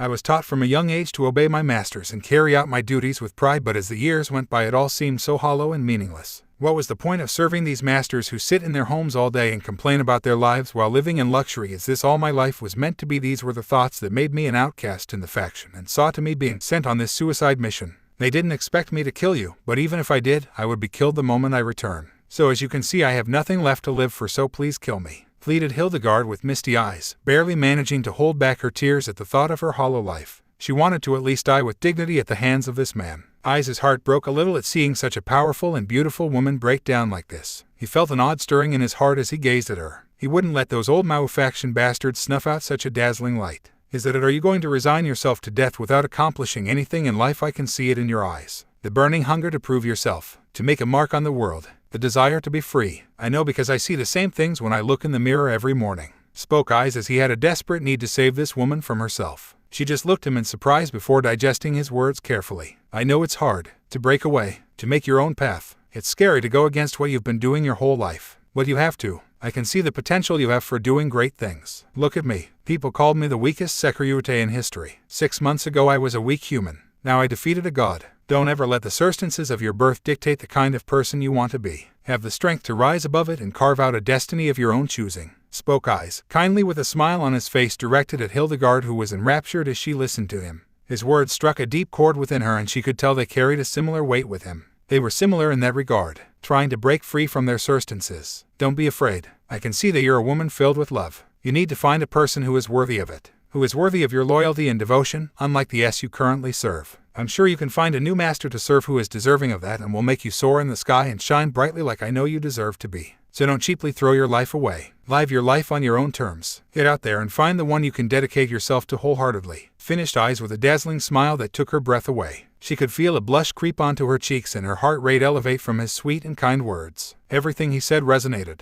with her on a deep and subconscious level. He unknowingly bypassed all of her barriers and struck her right where it mattered most. As Issei turned around to look in his bag for a change of clothes to replace his damaged ones, the eyes of the Shedevil followed him with adoration. His oblivious charm and charisma unknowingly ensnared another girl in its grasp. Hildegard decided then and there that she had finally found the one she had been looking for. The sheer determination and conviction in his voice coupled with his power and his kindness made him the master of her dreams. She decided that this will be the man that she will dedicate herself to wholeheartedly. From now on she can stand tall. She could feel the metaphoric chains release her from their grasp to allow her to go toward her new destiny. From now onward she would hold strong in her beliefs. She needs to be strong to stand beside her new master even if he doesn't realize it. She decided from this day forth he will be the only man that she would grovel to. Her love, her loyalty, her undying devotion from this day 40 will belong to Issei. "What are you going to do now?" questioned Issei, or as Hildegard called him in her mind, Issei. She needed to play this right. She didn't want to scare him off too quickly. She would feel bad about it, but she needed to take advantage of his kindness. "I have nowhere to go now. You stole my purpose. I expect you to take responsibility," she stated impassively with a barely noticeable blush. Issei's eyes boggled at that ridiculous statement. "What? That's crazy. You were trying to kill me, lady." "I didn't have a choice," protested Issei. "So you are saying that I should go back to them and die because I have nowhere else to go to?" pointed out Hildegard with a raised eyebrow. Issei just massaged his forehead in an attempt to alleviate the impending headache. While he did tell her to life how she wanted, he didn't expect him to bite him in the ass like this. As it is, he was already late for the raiding game. He couldn't take her home as he didn't really have the political sway to keep her from being imprisoned. Luckily, some of the older senpais from the boosted gear previously told him about hideouts that they had that were covered with security seals and barriers where they hoarded their treasure, like true dragons. "Unfortunately, I can't take you with me as you would be thrown into prison immediately. Here is the address and password of a location where you will be safe. I will call you daily and come check up on you from time to bring food and other necessities as well as anything you'd like to request. Is it agreeable with you?" asked Issei. "Hi, Sona," replied Hildegard. She kept a stoic facade on the outside, but on the inside she was jumping for joy at the development. She now had the opportunity to interact and serve her new master, even if he didn't realize that was what she would be doing. She felt a feeling of complete bliss and happiness at the prospect of serving him. "You don't have to call me that, you know. Just Issei is fine," said Issei. "Hi, Sona," replied Hildegard once more. Issei's just sweat dropped as he looked at her, realizing he was not going to win this battle. "Very well. Hildegard is a bit of a mouthful. Do you mind if I call you Hilda?" questioned Issei innocently. Hildegard, meanwhile, was squealing inwardly at being given a pet name by her master. She kept a stoic facade though, with only a tiny dusting of pink on her cheeks. Issei just smiled at her, causing her eyes to twinkle in happiness. Flashback end. Issei just shook his head in fond exasperation as H thought about the devil maid. She had slowly crept into his heart in barely a day, and he quite enjoyed her company. He should probably give her a call to check if she needs anything and to hear her beautiful voice. Just as he was about to make the call, a communication circle opened up in front of him. "Yo, Eyes," said the voice. "Azazel-sensei." "What's up?" questioned Eyes to the now identified Azazel. "We just had a little meeting here in the conference room about an event happening tomorrow." "Where were you?" asked Azazel. "Sorry, I'm in the bathhouse in the basement. I must have lost track of time." "So what's the deal?" he asked. "Tomorrow I'm having a special guest coming over, someone who can change the tide of the upcoming war. I want you to keep an open mind when you meet this person and try your best to answer their question." "Can you do that for me?" questioned Azazel seriously. Eyes sat up a lilt straighter at hearing the serious tone. "Of course, Sensei. I trust you with my life. If you say this can help, then I'll do my best to aid you in making it happen," answered Eyes sincerely. He considered Azazel something akin to a father figure and would help him in any way that he can. As they exchanged pleasantries before ending the call, Eyes lay back in the bath wondering what tomorrow might bring. Okay, sadly the chapter is over, and if you enjoyed, just leave a like and subscribe with post notification, so when the next chapter is ready, you will be notified. Okay, see you in the next video. Bye.